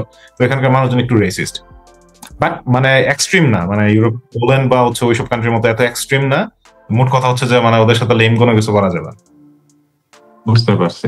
এখন চায়নার প্রেক্ষাপটে ওদের একটু রুড লাগে, কারণ ওরা হচ্ছে মানে চাইনিজ মানুষরা ফরেনারদের সাথে খুবই ফ্রেন্ডলি বিহেভ করে, খুবই ভালো বিহেভ করে, সেই তুলনায় একটু লাগে, বাট নর্মালি এক্সট্রিম কোনো কিছু না। আপনি সাকিব ভাই অনেকটা সময় দিলে, আর এই আপনার সাথে এই সময়টাতে রাকিব ভাইয়ের প্রশ্ন, মাহিম ভাইয়ের প্রশ্নতে আমি আশা করি আমাদের যারা পডকাস্টের শ্রোতা তাদের অনেক কিছু ক্লিয়ার হয়েছে। এছাড়া অ্যাপ্লিকেশনের প্রসেস গুলি, যেসব লিঙ্ক বা যে ওয়েগুলি, এগুলি নিয়ে আমাদের আগেও পডকাস্ট করা, ভিডিও পাবলিশ করা হয়েছে, পডকাস্ট আজকে করা হলো। এবং এগুলি নিয়ে আপনারা যখনই আমাদের ফেসবুক বা সোশ্যালে আপনারা নক করবেন, আমরা সর্বদা আপনাদেরকে সাহায্য করার চেষ্টা করব এবং ভালো কনসালটেন্সিটা দেওয়াটাই আমাদের প্রেফারেন্স। এছাড়া আমরা কোনো এজেন্সি না, বা আমরা এখনো কোনো ব্যবসায় নামি নেই, বা আমার এখনো কোনো পরিকল্পনা নাই যে আমরা স্টুডেন্টদেরকে অ্যাপ্লাই করে দিব। আমরা যেটা করতেছি, আমরা ইউসাফির বাংলাদেশ যেটা রাইট ওয়ে, আমরা ওটা জাস্ট কনসাল্ট করতেছি। আমরা আপনাকে সর্বোচ্চ কনসালটেন্সি করব, যেটা আমাদের কোনো চার্জ নেওয়া হয় না। এবং এটা রাকিব ভাই মাহিম ভাই বা আমি বা আমাদের সাকিব ভাইকে যদি কখনো আমাদের চায়নার ব্যাপারে কিছু জিজ্ঞেস করা লাগে কোনো পার্টিকুলার স্টুডেন্টের ক্ষেত্রে, আশা করি তিনিও তার সময় বের করে যদি পারে আমাদেরকে এটাতে হেল্প করবে ইনশাল্লাহ। আর আশা করি আল্লাহ রাব্বুল আলামিন সকলের দোয়া এবং সকলের চেষ্টা, কারণ বাংলাদেশ থেকে অনেকে সারাদিন চেষ্টা করতেছে, আচ্ছা দেশ ছেড়ে চলে যাই, অন্য দেশে গিয়ে লেখাপড়া করি, অনেক সুযোগ হবে, অনেক টাকা হবে। চিন্তা দেশের থেকে বসে করতে অনেক ইজি হয়, বাট ওইখানে গিয়ে জীবনটা কি, ওটা যারা বাইরে আছে তারাই বুঝে। বাট আল্লাহ সবার জার্নিটাকে ইজি করে দেখ, এটাই আমি সবাইকে বলবো। সাকিব ভাইকে অনেক অনেক থ্যাঙ্কস, আপনি অনেকটা লম্বা সময় দিচ্ছেন। ব্যস্ততা, চায়না জীবনটা কিরকম ব্যস্ত আর কিরকমটা ক্যালকুলেশনের ভিতরে যায় সেটা আমি আর নাই বলি, কারণ চায়নার লাইফটা অনেক ক্যালকুলেটিভ লাইফ। আপনার ঘুমানো, মানে কাজ, সবকিছু একটা ক্যালকুলেশন। ওই টাইম ফ্রেমটার মাঝখানে আপনি আমাদেরকে যে একটা সময় দিয়েছেন সেটার জন্য অনেক ধন্যবাদ। রাকিব ভাইও সার্বিয়া থেকে একটা সময় বের করে এই পডকাস্টটা আয়োজন করতেছে ইউসাপিরের হয়ে। মাহমুদুল হাসান মাহিম ভাইও বাংলাদেশ থেকে এই রাতে বসে, এখন বাংলাদেশ আমরা 4টা ডিফারেন্ট টাইম জোনে আছি এবং আমাদের ব্যাকিং টিম আছে। আশা করি দর্শকদের ভালো লাগছে। আর যদি ভালো লাগে আপনারা লাইক করেন, শেয়ার করেন, সাবস্ক্রাইব করেন। ইউটিউবে আপনারা যদি আমাদের রিচ বাড়ান বা সোশ্যালে রিচ বাড়ান, তাহলে আমরা আরো বেশি মানুষের কাছে যেতে পারবো। এবং আপনাদের কখনো কোনো প্রশ্ন থাকলে আমরা ওটা ইনশাল্লাহ যত দ্রুত সম্ভব আমরা সমাধান দিব। এছাড়া যদি এনি কনক্লুসিভ কোনো কিছু বলার যদি থাকে সাকিব ভাই আপনি বলতে পারেন, মাহিম ভাই, রাকিব ভাই আপনাদের কনক্লুড করার জন্য কিছু বলার থাকলে আপনারা বলতে পারেন ইনশাল্লাহ। আচ্ছা, আমি মানে একটু শর্টলি বলে নেই অ্যাকচুয়ালি, মানে কিছু যত কথাই বললাম তার মধ্যে মানে কিছু শর্টিং সেট করি। সেটা হচ্ছে এই অ্যাপ্লিকেশনের বিষয় যেটা স্টুডেন্টদের অ্যাকচুয়ালি। তো কিছু কিছু ক্ষেত্রে আসলে মানে স্টুডেন্টদের আমি যেটা বলছি যে এটা অ্যাকচুয়ালি ট্রু, অনেকে হচ্ছে এগ্রি ডিসএগ্রি করতে পারে যেহেতু এটা অনলাইনে যাবে। তো হচ্ছে এটা ক্লিয়ার করে নিই যে অনেকে এগ্রি ডিসএগ্রি করতে পারে, বাট হচ্ছে নর্মালি অ্যাকচুয়ালি আমি যেটা দেখছি যে ভালো ভালো স্কলারশিপ যেগুলো অফার করে এগুলা ইউনিভার্সিটিস গুলো একটু আচ্ছা লো র্যাঙ্ক বা হচ্ছে ওইরকম খুব বেশি একটা ভালো না, মোটামুটি চলে আর কি। ঠিক আছে, তো স্টুডেন্টরা বাংলাদেশ থেকে মোটামুটি মানে যারা ওই ইউনিভার্সিটিস গুলোতে অ্যাপ্লাই করে তারপরে হচ্ছে অনেকে মানে দেখা গেছে যে অনেক কিছু নিয়ে পরে ডিপ্রেস হয় ইউনিভার্সিটি গুলো যাওয়ার পরে। অনেকের অনেক ধরনের আসলে ডিফারেন্ট অনেক এক্সপিরিয়েন্স শুনতে পারি। তো আমি সবার মানে লাইক লাস্টে এটাই আমি সবাইকে বলতে চাই যে হচ্ছে ব্যাচেলর মানে যে কোনো একটা ইউনিভার্সিটিতে সবাই কমপ্লিট করতে পারে, ওইটা কোনো বড় কোনো ইস্যু না। বাট মাস্টার্সটা যেন কোনো ভালো একটা ইউনিভার্সিটিতে করে, সেটা হচ্ছে অবশ্যই যেন 985 প্রজেক্টের ইউনিভার্সিটি হয়, এবং 985 প্রজেক্টের ইউনিভার্সিটিতে অনেক বেশি হচ্ছে সিট আছে। তো ট্রাই করলে, একটু ঠিকভাবে ট্রাই করলে, প্রফেসর অ্যাকসেপ্টেন্স নিয়ে কাজ করলে, ঠিক আছে, প্রফেসর অ্যাকসেপ্টেন্স ম্যানেজ করতে পারলে ইজিলি সিএসসি স্কলারশিপটা পেয়ে যাবে। এবং হচ্ছে মানে ওই সিএসসি স্কলারশিপ পেলে মোটামুটি চায়নাতে ভালো একটা ইউনিভার্সিটিতে পড়তে পারবে, মাস্টার্সটা করতে পারবে, প্লাস হচ্ছে খুব ভালো একটা জব পাবে। তো এবং মানে একটা বেটার এডুকেশন এক্সপেরিয়েন্স করতে পারবে। তো লাইক টোটালি এটাই বিষয়টা। আর ব্যাচেলরের ক্ষেত্রে একটু মানে লিমিটেশনস আছে আসলে স্কলারশিপে সেলফ অ্যাপ্লিকেশনের। তো তারপর হচ্ছে দেখা গেছে যে আমি বলবো যেটা যে ডাইরেক্ট হচ্ছে কোনো মানে দালাল বা কোনো পরিচিত কোনো ফ্রেন্ডের কাছে ফাইল না দিয়ে হচ্ছে নিজে নিজে আসলে অ্যানালাইসিস করতে। আমি আমার কিছু কিছু জুনিয়র দেখছি আমি যারা লাইক টোটালি মানে নিজে নিজে অনেক কিছু করে হচ্ছে করছে, অ্যাপ্লিকেশন করে হচ্ছে জানাতে আসছে। তো ওইরকম হচ্ছে আমি সবাইকে প্রিফার করবো যে খুব বেশি হচ্ছে জানতে আগে, মানে টোটালি 6 মাস টাইম নিয়ে আগে জানতে, কারণ চায়নার অনেক ইনফরমেশন ক্লিয়ার না। ইন্টারন্যাশনাল কমিউনিটি কিরকম, এক ইউনিভার্সিটির ক্লাসে হচ্ছে ইন্টারন্যাশনাল স্টুডেন্টদের ভ্যারাইটিস কিরকম হচ্ছে, মানে শুধু কি বাংলাদেশিতে এখন যদি একটা ইউনিভার্সিটিতে গেল দেখলো যে সবই বাংলাদেশি। আমাদের ব্যাচে এমন হয়েছিল, আমি যখন ইউনিভার্সিটি অফ সায়েন্স এন্ড টেকনোলজিতে গেছিলাম আমার ব্যাচে সবগুলো বাংলাদেশি, বাট ইন্টারন্যাশনাল ব্যাচ এটা, ঠিক আছে, একটা নাই, একটাও ফরেনার ছিল না। তো এরকম এইগুলো বিষয়ে মানে অনেকে হয়তো বয়স কম থাকার কারণে, ব্যাচেলর স্টুডেন্টদের বয়স কম, তো ওরা দেখে গেছে হয়তো এই কোয়েশ্চেন গুলো ক্রিয়েট হয় না বা এইগুলো ওদের থিঙ্কিং আসে না, ওরা জানেও না জিনিসগুলো। এই জিনিসগুলো জানা, ঠিক আছে, 10-12 জনকে নক দিলে দেখা গেছে যে 2-4 জনের সাথে কথা হইলে মোটামুটি একটা ধারণা নিয়ে ফেলতে পারবে, ঠিক আছে। তো এরকম হচ্ছে ভালো করে ইনফরমেশন নিয়ে তারপর হচ্ছে অ্যাকচুয়ালি কাজে যাওয়া। আর হচ্ছে টাকা পয়সার বিষয়গুলো হচ্ছে আমি মনে করি যে অনেক সেফলি হচ্ছে ইভালুয়েট করা উচিত, বিকজ চায়নাতে অ্যাকচুয়ালি খুব মানে সঠিক এজেন্সি ধরেও যদি আসে কেউ খুব বেশি টাকা লাগে না, অ্যাকচুয়ালি খুব বেশি টাকা লাগে না। নিজে নিজে যদি অ্যাপ্লাই করে আসতে পারে সেই ক্ষেত্রে আমি এমন বলে দিতে পারি যে চায়না ইউনিভার্সিটিস গুলোর হচ্ছে অ্যাপ্লিকেশন ফি 400 থেকে 800 RMB এর মধ্যে, মানে এতটুকুর মধ্যেই হচ্ছে, এর বেশি লাগে না।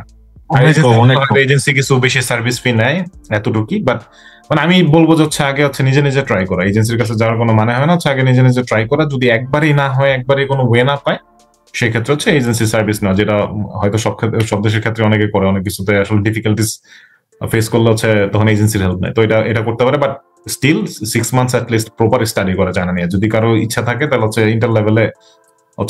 ইন্টার লেভেল থেকে হচ্ছে স্টাডি করা শুরু করে দেওয়া হচ্ছে। তো তারপর হচ্ছে নাম actually that's it. Thank you so much ভাইয়া, আপনার অনেক সময় দিচ্ছেন। রাকিব ভাই, মাহমুদ হাসান মাহিম ভাই, আপনাদের সবাইকে অনেক অনেক ধন্যবাদ। আমরা আজকের এই পডকাস্টটা এখানেই শেষ করতেছি। আপনাদের কনক্লুড করার মতো কিছু থাকলে আপনারা বলতে পারেন অবশ্যই। রাকিব ভাই। আমি আবারও ধন্যবাদ সবাইকে, সাকিবকে স্পেশালি ধন্যবাদ যে খুবই শর্ট টাইমের নোটিসে ও আমাদের এই পডকাস্টে আমাদেরকে সময় দিল। চায়না সম্পর্কে অনেক গুরুত্বপূর্ণ অনেকগুলো ইনফরমেশন আমরা জানলাম, এবং অনেক কিছুই আসলে সাকিব যা আমাদেরকে বললো, বিশ্লেষণ করলো যে কিভাবে কি করতে পারে, কোন কোন সাজেশন গুলো যেতে পারে।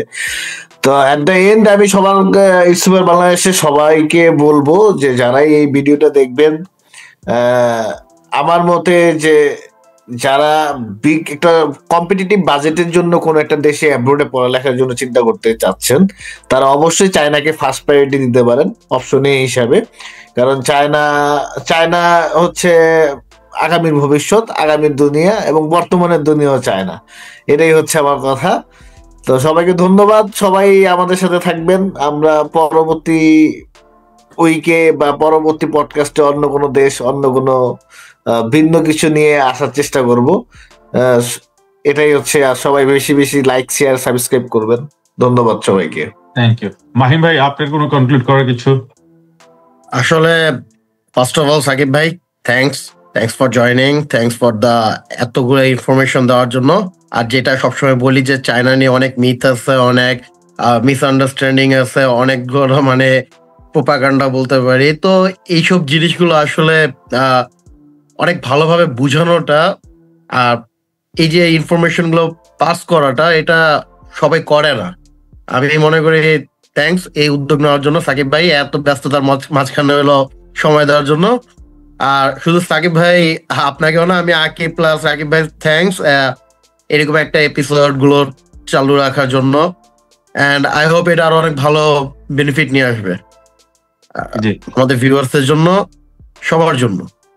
ধন্যবাদ সবাইকে। আজকের পডকাস্টটা আমরা এখানে শেষ করতেছি। দেখা হবে নেক্সট পডকাস্টে। ওইখানে আমরা আরেকটা কান্ট্রি এক্সপ্লোর করব, আরেকটা কান্ট্রির ব্যাপারে জানবো। ততদিন আমাদের সাথে থাকুন, আমাদের প্রতিটা কন্টেন্টকে লাইক, শেয়ার, সাবস্ক্রাইব করুন, এবং আপনারা আপনাদের আশেপাশের সবাইকে জানান। ইনশাল্লাহ আল্লাহ রাব্বুল আলামিন সবার মনের আশা পূরণ করুক, সবাইকে ভালো রাখুক, সুস্থ রাখুক, দেশের অবস্থা ভালো রাখুক, এবং যে যার যার জায়গায় আছে সবসময় ভালো থাকুক, এটাই আমরা দোয়া করি। ইনশাআল্লাহ আপনাদের সাথে আবার দেখা হবে। সবাইকে আসসালামু আলাইকুম।